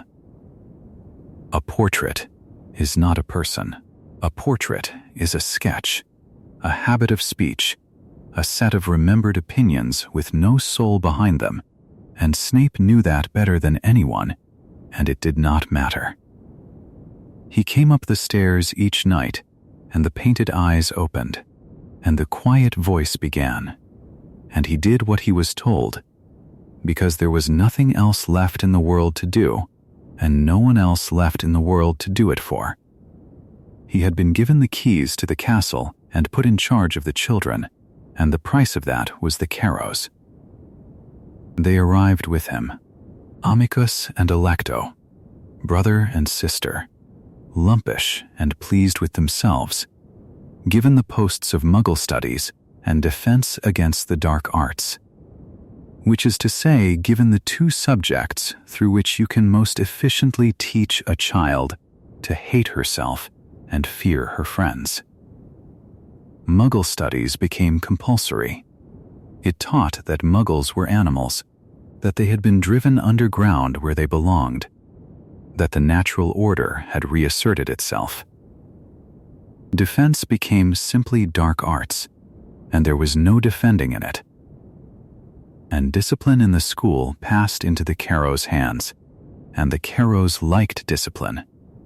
And what they liked about it was the screaming. They used the Cruciatus curse on children. They made children use it on other children. And here is where you must watch very carefully, because what Snape did in that year was almost invisible, and it was meant to be, and it has to be looked at sideways or you will miss it entirely. He could not stop them. If he had stopped them, he would have been removed within the week and replaced by someone who would not have troubled to blunt anything at all, and the whole long structure, the boy, the memories, the plan, would have come down. So he did not stop them. What he did instead was smaller and stranger, and in its way, one of the most patient acts of mercy in that whole war. He took the punishments away from them. Not openly. Never openly. But detentions began, quietly, to be reassigned. Children who had done something the Carrows wanted to hurt them for found themselves sent instead to the gamekeeper's hut to help with something enormous and harmless, to spend an evening in warmth with a man who fed them rock cakes and complained about the weather. Children were sentenced to the Forbidden Forest, which sounds like a horror, which was reported as a horror, which was written down in the Carrows' ledgers as the headmaster being satisfyingly cruel, and what it actually meant was that they walked in the woods under the trees with Hagrid, in the cold, for a few hours, and were bored and came back with their fingernails intact and their minds unbroken. Punishment as a shape with nothing inside it, a cruelty that was only a costume. He never explained it. He could not. Explanation was the one thing he did not have that whole year in any currency at all, and so they hated him, and they were right to, given what they could see. The school hated him with the pure, clean hatred that only children have, the kind with no compromise in it. They went silent when he entered the great hall. They looked at the high table and saw the man who had killed the only person who had ever made them feel safe, sitting where that person used to sit, eating his supper, and he sat there and let it come at him, night after night, and it was the closest thing he had to a life. Underneath it, a rebellion grew. Neville Longbottom, of all people, the boy he had ridiculed for 6 years, the boy whose boggart had once worn his own face and his own grandmother's hat, began putting a resistance together in the dark of that castle, with Ginny Weasley and Luna Lovegood beside him. They painted on walls. They passed messages. They tried to steal a sword. They collected the punishments the Carrows handed out and wore them like a uniform. And the headmaster of Hogwarts, who had access to every corridor and every password and every listening portrait and every last secret of the place, who had been a spy since he was 21 and was arguably the best one alive, somehow never quite caught them. Somehow, for a whole year, 3 teenagers ran an insurrection under the nose of the finest legilimens in Britain and were never once seriously stopped. He could have crushed them in an afternoon. He did not. He let them have it, because they needed it, because a child who is fighting is a child who has not yet been broken, and because the punishments he could send them to were survivable, and the ones the Carrows would have invented were not. It was not kindness that anyone could feel as kindness. It was the only kind he had left to give. There had been, before all that, a night in July with 7 Harry Potters in the sky. He had had to give the Order's plan to Voldemort, the true date, the true departure, because that was the coin his position was bought with, and Dumbledore's portrait had agreed it must be paid, and the only concession he could win was the smallest one imaginable. He sowed a little confusion about the method, and he was there, in the dark, on a broom, in the middle of it. And in the chaos over Surrey, with curses going in every direction, and hoods and masks and Death Eaters who genuinely wanted the boy dead, one of them raised a wand at George Weasley's masked companion, at what he thought was Lupin, and Severus Snape's arm came up first, and he cut at that Death Eater's wand hand with a curse of his own invention, a curse he had written in a schoolboy's notebook, a curse that severed. And it missed, and it went past, and it took off George Weasley's ear. That is the truth of it, and it is small, and it is stupid, and it is the kind of thing that happens in the dark at 90 miles an hour, and there was nobody in the world he could ever tell. Not the boy who lost the ear, not the mother, not the brother flying beside him. For the rest of his life, which was, by then, less than a year, the Weasleys believed that Snape had aimed for George's head and been slightly off. He carried that, silently, and added it to everything else he was carrying, and flew on. Then there was the sword. Dumbledore had left it to Harry in his will, and the Ministry had seized it, and it had gone into the case in the headmaster's office, and the Dark Lord had asked for it, and Snape had handed it over with a bow and let him take it away to a vault at Gringotts. What Snape gave him was a copy, a very good copy, a perfect copy, glass rubies and goblin work, and nothing in it, nothing at all, no basilisk venom, no 1,000 years of Godric Gryffindor, a beautiful object with no history inside it. The real one had been quietly removed, and Snape had it, and now the difficulty was the one that had shaped his entire adult life. How do you help a boy who must never, under any circumstances, know that you are helping him? The sword had to be taken under conditions of need and valor. It could not be handed over. It could not be posted. It had to be found, in the dark, by a boy who did not know where it came from, and the man who brought it to him had to remain a rumor. So, he looked for him.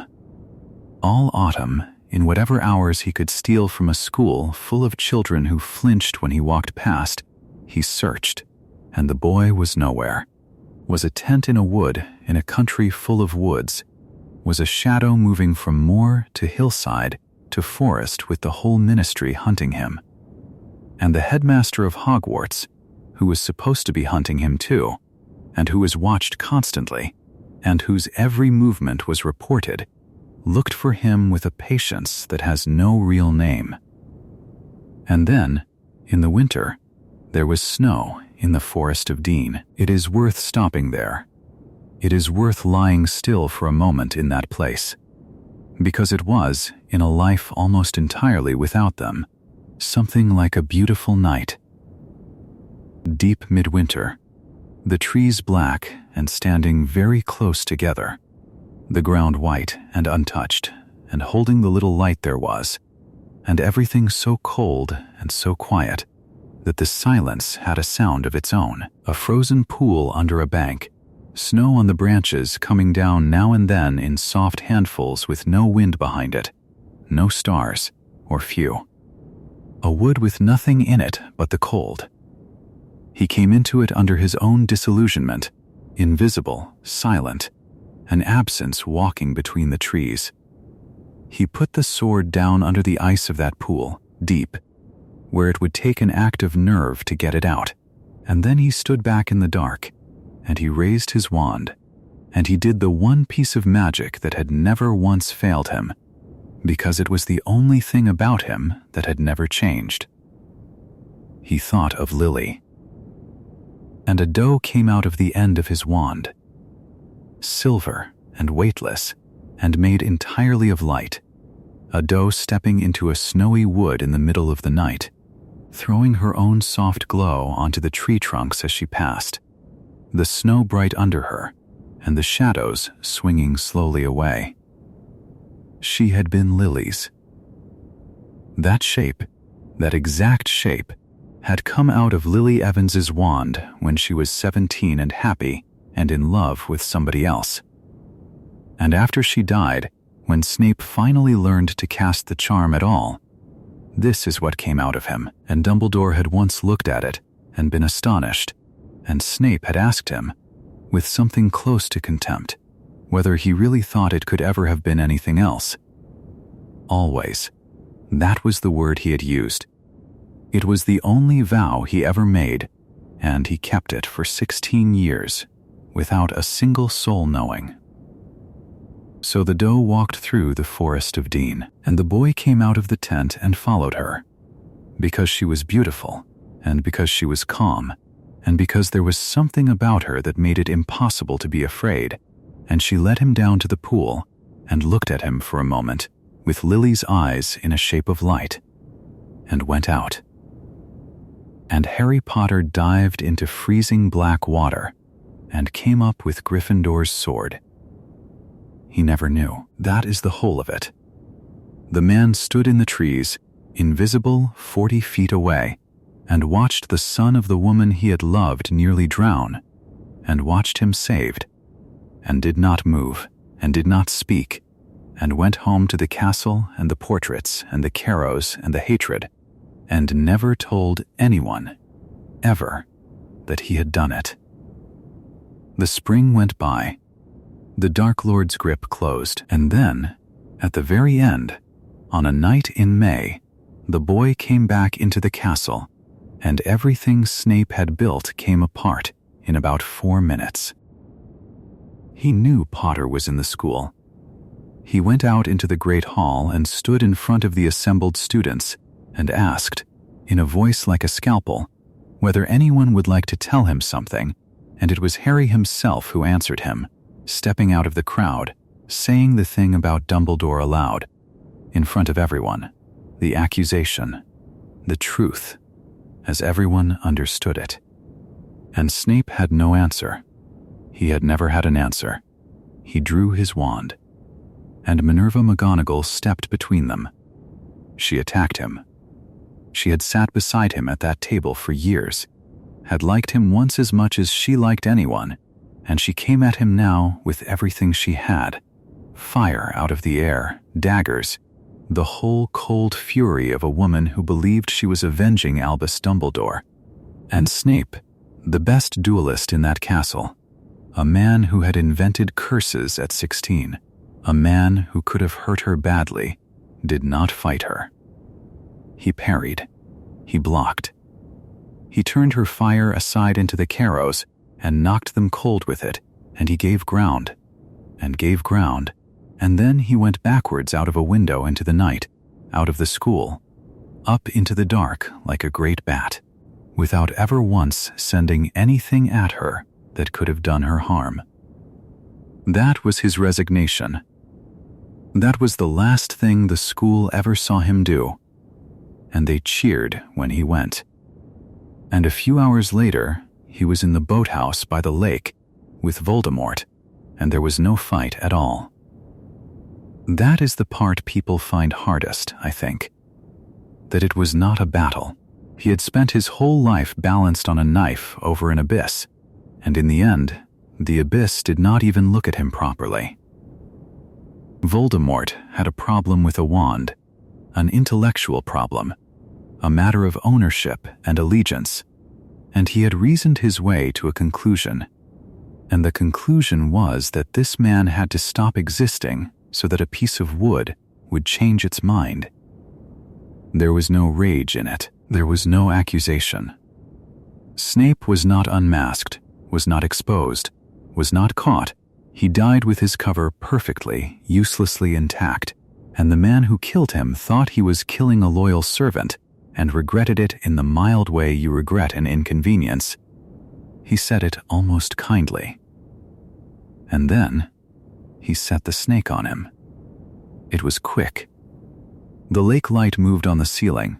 The great serpent in its glittering cage swung once, and it was done, and Voldemort turned and left the boathouse and went out into the night to attend to something more interesting, the way a man leaves a room and turns off the lamp behind him without looking back at it. And Severus Snape lay on the floor with his hands at his throat and blood going out of him in the dark, and he was dying. And he had one thing left to do, and he did it. The boy was there. He came out from under the cloak and knelt down, and Snape's fingers found his robes and gripped, and with the last strength in a body that had nothing left, he pulled. Silver came out of him, out of his temple, out of his eyes, out of his mouth, memory, blue-white and neither gas nor liquid, drifting up in the dark. 16 years, all of it. Everything he had never been permitted to say to anyone, given away in the only form that could not be doubted. He asked the boy to take it, and there was a flask, and it went in. And then he asked one more thing. Not for forgiveness. He never asked for that. It would not have occurred to him to ask, and he would not have believed it if it had been given. He asked the boy to look at him. Because Harry had her eyes. He had always had her eyes. They had been the reason Snape could not stand to look at him, and the reason he could not stop, for 7 years, and now at the very end, with everything else finished and paid for and lost, he wanted them, and he got them. The green eyes found the black ones and held, and the grip on the robes loosened, and the hand went down onto the floor, and there was nothing behind the black eyes anymore. Nothing at all. Only a man who had died in a boathouse, with the whole world believing the exact opposite of the truth about him. Nobody wept. There was no time and no reason, and nobody there who could have. The boy knelt for a moment in the dark, with a small glass flask in his hand, warm from a dead man's magic, full of silver. And in it, waiting, quiet as snow, was everything.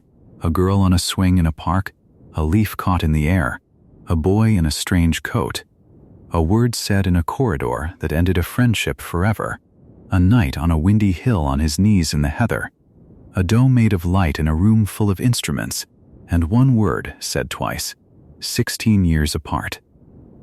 All of that was still to come. It was all in the flask, and the boy carried it up through the ruined castle, past the dead and the dying, up the spiral stair to a room where the portraits were pretending to sleep, and poured it into a stone basin and leaned forward into the silver, and fell. Sleep now. He'll tell it himself. In a moment. He always did keep everything until the very end. The silver fell from the vial in a slow ribbon, not quite liquid and not quite gas, and Harry watched it pour into the stone basin and settle there, turning, giving off that pale, cold light that the pensieve always gave off. The light of a moon reflected in water, and the office was very quiet, and the portraits on the walls were holding themselves still. And downstairs the castle was full of the wounded and the dead and the people who had not yet decided whether they were allowed to feel relief. And Harry stood over the basin in the headmaster's tower with an hour left of his life, as he believed, and looked down into the shining stuff of another man's memory, and leaned in, and fell. He fell through the silver and landed, as one always landed in a pensieve, without weight and without noise, in sunlight. A playground. That was the first thing. Not a battle, not a dungeon, not a cold and sneering classroom, but a playground in a northern town, with a rusted roundabout and a set of swings with chains that had gone brown at the joints, and beyond it, a river, and beyond the river a chimney, and the grass around it long and dry and full of seed heads that moved a little in the warm air. It smelled of summer and dust. Harry stood in it and did not understand at first why he had been brought here, and then he saw the girls. 2 of them on the swings, one dark-haired and one with hair the color of a fox in the sun, and Harry knew that hair. And his stomach turned over slowly, because he had seen it in a mirror once, in a room with a mirror that showed you what you wanted most, and he had seen it in a photograph album given to him when he was 11, and he had never once seen it move. It moved now. She swung higher than the other girl and let go at the top and hung in the air a moment longer than she should have, and came down laughing, and her sister told her off, and she did it again. And behind the bushes at the edge of the playground, watching, was a boy. He was thin and sallow, and his black hair was too long, and his clothes did not fit him and did not match. A coat far too big for him, a smock that might have been a woman's blouse. He was perhaps 9 years old. He watched the red-haired girl, the way a person watches a fire on a cold night, and Harry, floating there in the summer air, understood that he was looking at Severus Snape as a child, and that he had never once in 7 years imagined that Severus Snape had been a child. The memories came then, one after another, unspooling in the silver, and Harry did not have to work to follow them. They simply took him. He watched the boy come out from behind the bushes at last, and tell the girl what she was, and get it wrong, and get it clumsy, and offend her, and try again. He watched him tell her about the castle. He watched them lie together in the long grass, in a place of green shade, with the light coming down in coins through the leaves, and he watched the boy's face while she talked, and he watched the boy's face while she did not talk, and there was no difference. It was the same face, tilted towards her, unguarded, the only unguarded face Harry had ever seen him wear. He watched him say the wrong thing about her sister, and see her flinch and not know how to take it back. He watched him say the wrong thing about her being Muggle-born, and be told that it did not matter, and watched him not believe her, and watched him love her anyway. He watched the train. The 2 of them in a compartment, the boy already saying the thing that would cost him everything, already saying he hoped she would be in the serpent's house, already sneering at the boy across from him, with the untidy black hair and the glasses, and Harry watched his own father be careless and cruel and 11 years old, and watched Severus Snape be envious and cruel and 11 years old, and could not, for a moment, find a villain in the compartment, only 2 children who had disliked each other on sight and would never once in their lives be given a reason to stop. He watched the sorting. He watched the hat barely touch her head before it named the lions. And he watched the boy's face as she walked away from him down the length of the hall to a table he could never sit at. And he watched the hat name the serpents for the boy a few minutes later. And he watched him go and sit down among them. And he watched him look across the hall at her. And he watched the whole future arrive in that one look, though nobody in the room could see it. And then the years, in fragments, the way the pensieve gives you years. The 2 of them by the lake, arguing, forgiving. The 2 of them in a corridor, arguing, not forgiving quite so quickly. Her telling him about the friends he was keeping, and his face closing. His friends, who called her what they called her when he was not there, and eventually when he was. The slow, terrible arithmetic of a boy who wanted 2 things that could not both be had, and who chose, again and again, in 100 small, unremarkable moments, the one that was not her, and told himself each time that it changed nothing. He watched the day by the lake. Harry had seen it before, from the other side, in another basin, and had come out of it sick with shame. He saw it now from within the man's own memory, and it was not one whit kinder. He watched his father hoist a boy into the air by the ankles for no reason at all, except that the afternoon was warm and the exams were over, and he could. He watched Sirius laugh. He watched the crowd gather. He watched the boy in the air be humiliated in the exact place where humiliation cuts deepest, in front of everyone, in front of her, and he watched her come forward to defend him, and he watched the boy on the ground turn on her and say the word. The worst word. The one he had heard his friends use about her for years and never quite stopped. He said it to her face, in front of the whole school, because he was hanging upside down and could not bear that she of all people should see it, and because shame turns very easily into cruelty in a certain kind of person, and Severus Snape was that kind of person. He had always been that kind of person, and he never entirely stopped being that kind of person, not at 15 and not at 50. And Harry watched the light go out of her face, and he watched the boy outside the portrait hole afterwards, sleeping on the floor all night, waiting, saying he was sorry, and he watched her look at him with something that was not hatred, but was much worse than hatred, and tell him it was too late, that he had chosen his road, that they were finished, and walk away, and he watched the boy left standing in the corridor with the rest of his life in front of him. That was the end of it. That was the whole of what he was given. A friendship of 5 or 6 years between 2 children in a mill town, and then 20-odd years of nothing at all. He watched the hilltop. Wind, cold, a young man on his knees in the heather, with his robes whipping around him, and Dumbledore standing over him in the dark. And this was not the composed and sneering man Harry had known. This was a wreck. A man who had heard a prophecy and repeated half of it to a monster, and only afterwards learned whose child it hung over, and who had come out into the night to beg.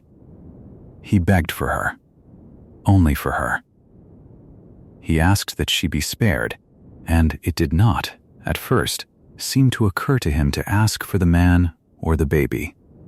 And Harry watched Dumbledore's disgust at that, and watched the young man take the disgust and swallow it, and beg again. Hide them all. Hide them all. And Harry heard the old wizard ask what he would give in return, and heard the answer, which was anything, and which turned out to be true, and which turned out to cost 20 years. He watched the second hilltop, which was the same office, later, after. She was dead. The young man was on the floor of that office, making a noise Harry had never heard a human being make, and Harry stood in the memory and could not look away, and did not want to. He watched him say he wished he were dead too, and mean it entirely, in the flat, exhausted way of a person for whom it is not a threat, but a preference. And he watched Dumbledore lean over him and give him, instead of comfort, a job. The boy lives, the old man said. In effect, her eyes are in his head. You can protect him. And Harry watched a man who wanted very badly to die be handed a reason to stay alive that was not, in any sense, a kindness, and take it, because it was hers, and because there was nothing else left in the world with her name on it. He watched him agree never to tell. He watched him ask that his shame be kept secret, and heard the old man promise it, and Harry understood, standing there, that this was the moment the whole of the rest of it was decided, that a man had asked to be allowed to do the right thing in a way that would look, to everyone alive, like the wrong one. And then the long years came, and they were the strangest to watch, because Harry had lived through all of them from the other side and had understood not one of them. He watched Dumbledore ask, over and over, in that quiet office with its whirring silver instruments, and he watched Snape answer, over and over, and the answers were never warm. He did not like Harry. That was the thing that went through the memories like a wire. He watched Snape say that the boy was mediocre, arrogant, a mediocrity, that he strutted about the castle exactly as his father had, that he broke rules, that he was a burden, and Harry, hearing himself described that way by a man who had just died for him, found that it did not hurt as much as it should have, because it was so obviously true of what the man had seen, and because it so obviously changed nothing. He watched him do it anyway. Countercurse the broom in the stands, muttering, eyes locked, while another man's lips moved 20 feet away. Follow him into the forest. Stand between him and a werewolf on a night when he thought he was standing between him and a murderer, and be knocked out for it, and never be thanked. Teach him occlumency badly and cruelly, and teach it to him at all. Watch him. Watch him. Watch him for 7 years while insulting him at every opportunity, protecting a boy he found actively unpleasant, for the sake of a woman who had been in the ground since that boy was 1 year old. And he watched the doe. The clearing came up out of the silver, and Harry felt his own body go strange in the memory, because he had been there. It was the same wood, the same black trees, the same iron cold, the same frozen pool with the sword lying under the ice, like something at the bottom of a dream. And there she was, the doe, silver, weightless, made of light, walking through the trees ahead of him with her head high and the frost sparking around her hooves, and Harry had followed her that night, with his heart going like a drum, trusting her completely and not knowing why. He knew now. He watched a hook-nosed man in the same clearing raise his wand, and he watched the doe come out of the end of it, and he watched her go, bright and silent, in the direction of a boy freezing in a tent, and he watched the man's face while she went. She had come out of him. She had been coming out of him for 20 years. A Patronus is made of a person's happiest thought, and his had never changed and never would, and Harry, who had walked through the dark behind that light and been warmed by it and been saved by it, stood in the memory and understood that his mother had come to him that night out of Severus Snape's chest. And then the conversation. The one that Harry, afterwards, could never say aloud to anyone without stopping in the middle of it. The old man asked him. It was near the end, in the office, and there had been some talk of the boy, and of the danger, and of the dead. And something in the man's face had shown, some flicker of the thing he had spent 2 decades sealing under stone, and Dumbledore, who missed nothing, asked him whether, after all this time, he still felt as he had. And Snape answered. He answered with one word, the smallest word in the language, 6 letters, a word you might use about the weather or the trains or a habit of leaving the kitchen light on. It was a word about time, and it meant all of it. It meant that nothing had changed in 20 years.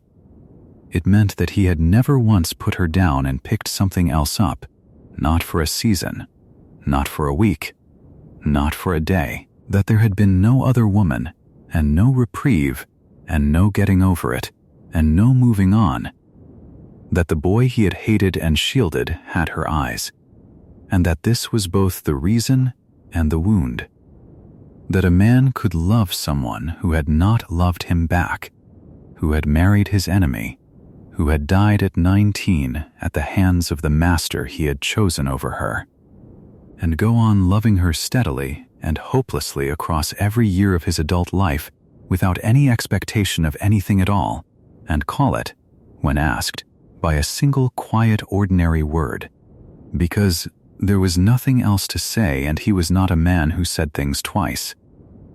Harry stood in the silver and heard it, and the whole architecture of 7 years came down. And then the last of it. The worst. Because the memories did not stop at the doe or at the word, they went on, into a conversation that Harry had not been meant to survive to hear, and he watched Dumbledore explain, in that gentle, reasonable voice, what had to happen to the boy. A fragment of soul in his scar. A piece of the enemy living behind his eyes. The thing that could not be killed while the boy lived, because it lived in him. He watched the old man say it plainly, and he watched Snape's face. And the face did something Harry had never seen it do. It broke. He watched Snape ask whether he had kept the boy alive so that he could die at the right moment. He watched him say that he had watched him and guarded him for years, thinking he was protecting him for her, and hear that he had been raising him like a pig for slaughter. He watched the old man be silent, which was an answer. He watched the fury come up in that thin white face, real fury. The fury of a man who has been used and who discovers it too late to stop and would not have stopped anyway. And he watched Dumbledore ask, with a kind of terrible mildness, whether he had grown to care for the boy after all, and he watched the wand come up and the doe come out of it a second time, and stand there in the office, silver and impossible, and go out through the ceiling and away into the dark, and he watched the old man's eyes fill with tears at the sight of her, and heard him say, in a voice that was nearly ashamed, that after all this time it was still her, and heard the same word again in reply. And that was where the memories ended, and Harry came up out of the basin. He came up in a quiet office in a broken castle, with silver light still in his eyes, and the knowledge sitting in him like a stone he had swallowed, that the man he had loathed since he was 11, who had bullied him and mocked his father, and terrorized his friends, and driven Neville Longbottom half out of his wits, who had been cold and small and cruel in 100 petty ways, had also loved his mother from the age of 9 to the hour of his death, and had lost her by his own doing, and had spent every year afterwards paying for it in a currency nobody would ever count, and had been murdered in a boathouse an hour ago in a war he had spent 20 years fighting alone on the side nobody knew he was on, and that he had let himself be hated for the whole of it. That was the part Harry could not get past. He could have said something. Once, in 7 years, to one person, he could have let a corner of it show and been thought well of for an evening. He never did. He was hated by the students, and hated by the order, and hated by the ministry, and hated, at the very end, by the one man who might have understood him, and he took it all and said nothing. Because being trusted by the enemy required being loathed by everyone else, and because that was the price, and because he had said, on a windswept hilltop when he was 21 years old, that he would give anything. And if you are still awake, out there in the dark, let us say the honest thing about him now, gently, because he deserves the honest thing and not the pretty one. He was not a good man. Love did not make him kind. It did not make him fair, or generous, or warm. It did not stop him being petty with children, or vicious to a boy who was frightened of him, or savagely unjust to a boy whose only crime was having his father's face. He was bitter for the whole of his adult life, and much of it was his own fault, and he knew it, and knowing it made him worse rather than better, which is what knowing it usually does.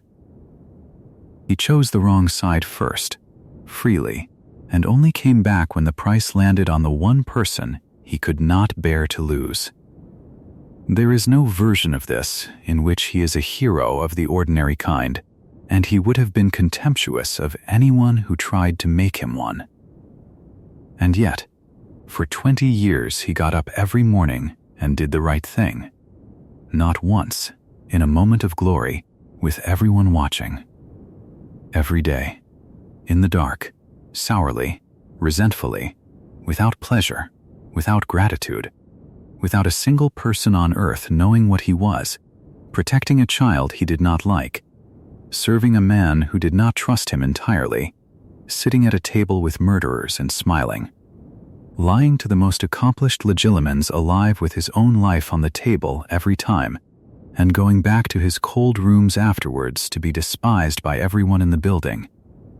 That is a stranger, and a harder kind of courage than the kind that runs at a wall of enemies. It is easy to be brave once. It is easy, even, to be brave for an hour with a friend beside you.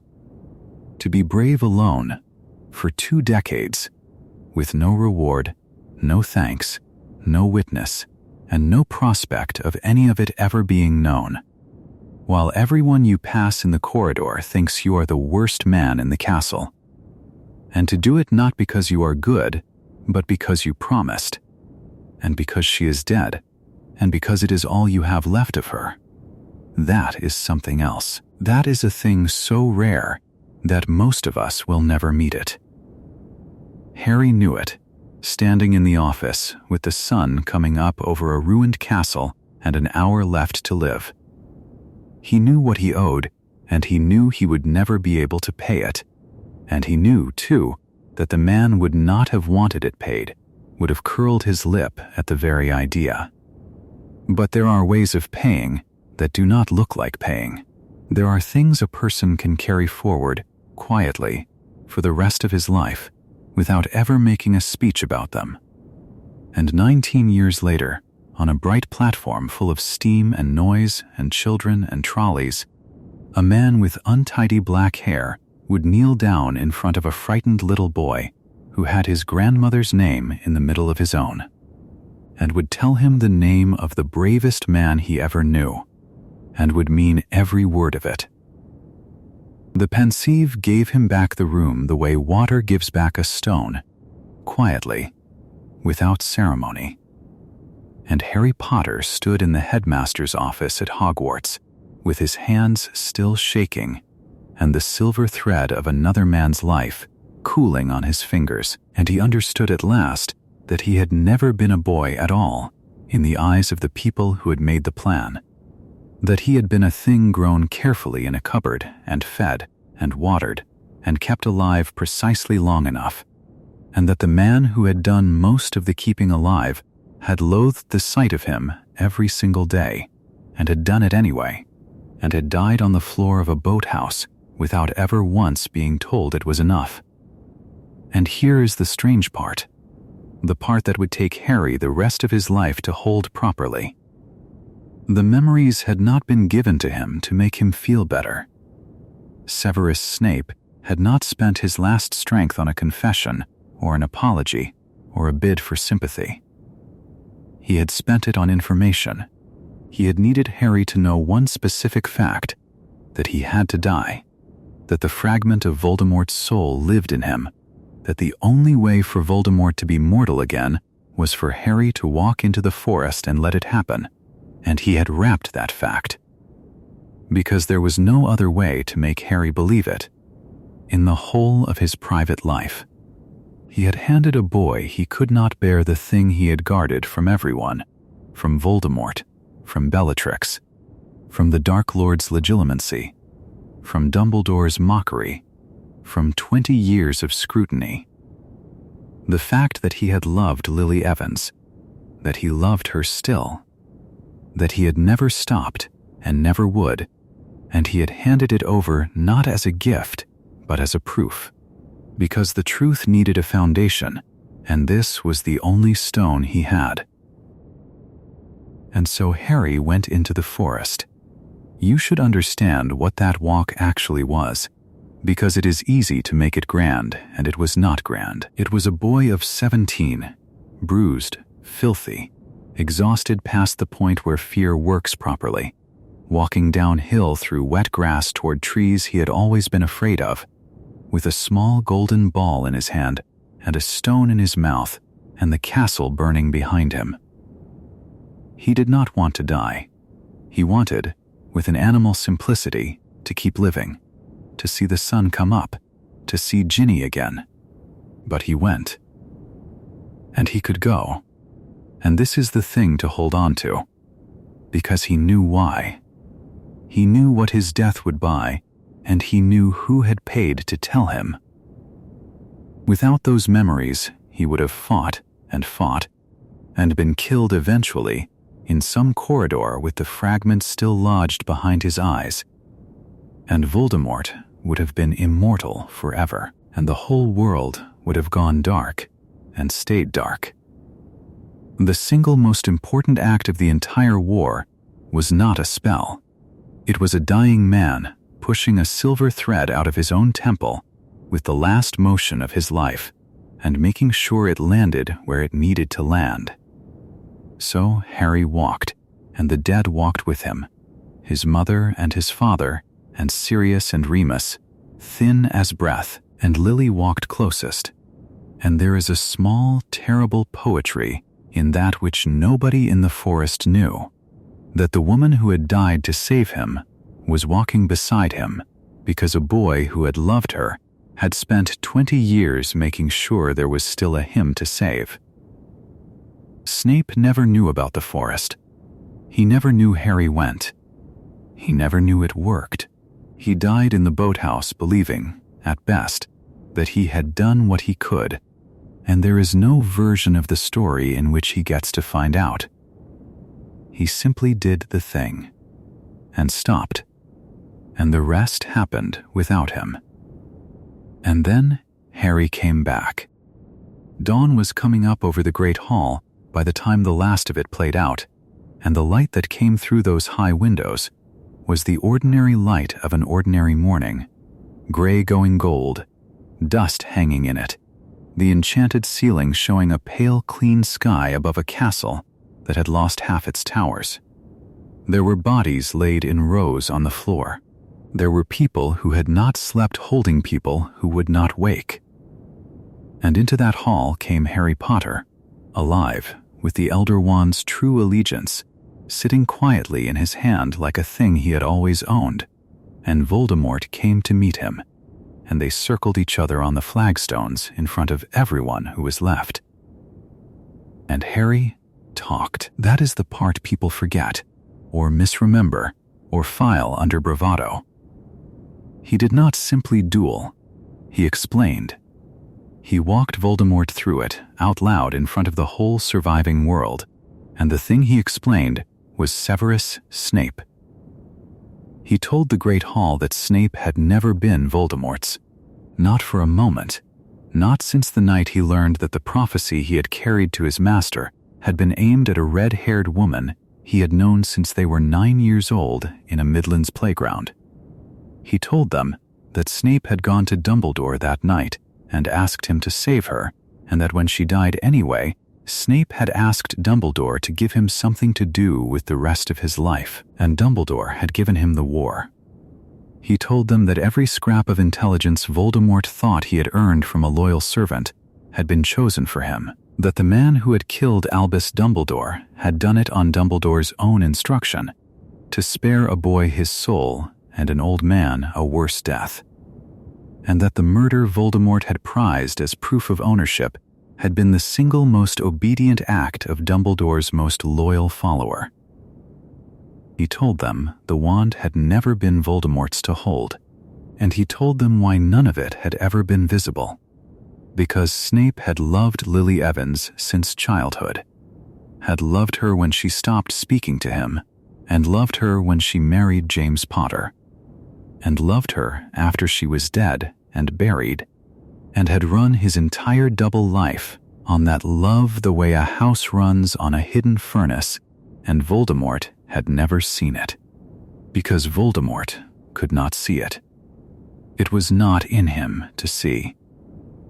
He had spent decades looking straight at Severus Snape and had never once found the thing that was actually there, because he did not possess the equipment to recognize it, any more than a man born without eyes finds a color. That was the whole war, in the end, said aloud in a burning hall at sunrise. The Dark Lord had assembled a following out of fear and greed and appetite, all the things he understood, and he had counted them and weighed them and been satisfied. And one man in the middle of that arithmetic had been running on something Voldemort had dismissed as a weakness in others and had never bothered to learn the shape of. Dumbledore had banked everything on it. Voldemort had never even seen the ledger. And when the killing curse rebounded off the Elder Wand and struck him down at last, when Tom Riddle fell backwards with his arms flung wide and hit the flagstones with the mundane thump of any dead man, he died partly of ignorance, of never having understood that a sallow, bitter, unloved man he thought he kept in his pocket had, for 17 years, been the axis the whole thing turned on. He died of the failure to imagine love. That is not a metaphor. That is the plain mechanism of it.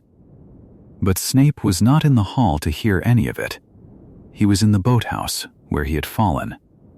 It was a wooden place over black water, and the sound in it was the sound of the lake moving under the boards, and he had lain there for hours by then, with his hand still slack where it had reached toward a boy's face. Nobody came for a while. There was too much to do. There were living people to find and dying people to hold, and a castle to put out. And when at last they went and fetched him, they fetched him as one more body among 50, and laid him with the others, and there was no thunder about it. No bells, no crowd. The war had killed better loved people that night, and their names were the names being wept over. He had spent 16 years making himself unloved on purpose, and it had worked, and it went on working after he was dead. The honors, when they came thin. They always would. There was no state funeral that anyone would recognize as such, no vault of gold voted to his name, no marble. There were people alive in Britain that morning who had lost brothers to Death Eaters and had watched Severus Snape stand at Voldemort's right hand for a year, who had read the prophet's photograph of him as headmaster with the Carrows behind him, and no story told afterwards was ever going to file that away neatly. He had done unforgivable things, and some of them had been necessary, and some of them had simply been him. The world was asked, quite suddenly, to hold both, and the world is not good at that, and never has been. And there were the portraits. You know the room.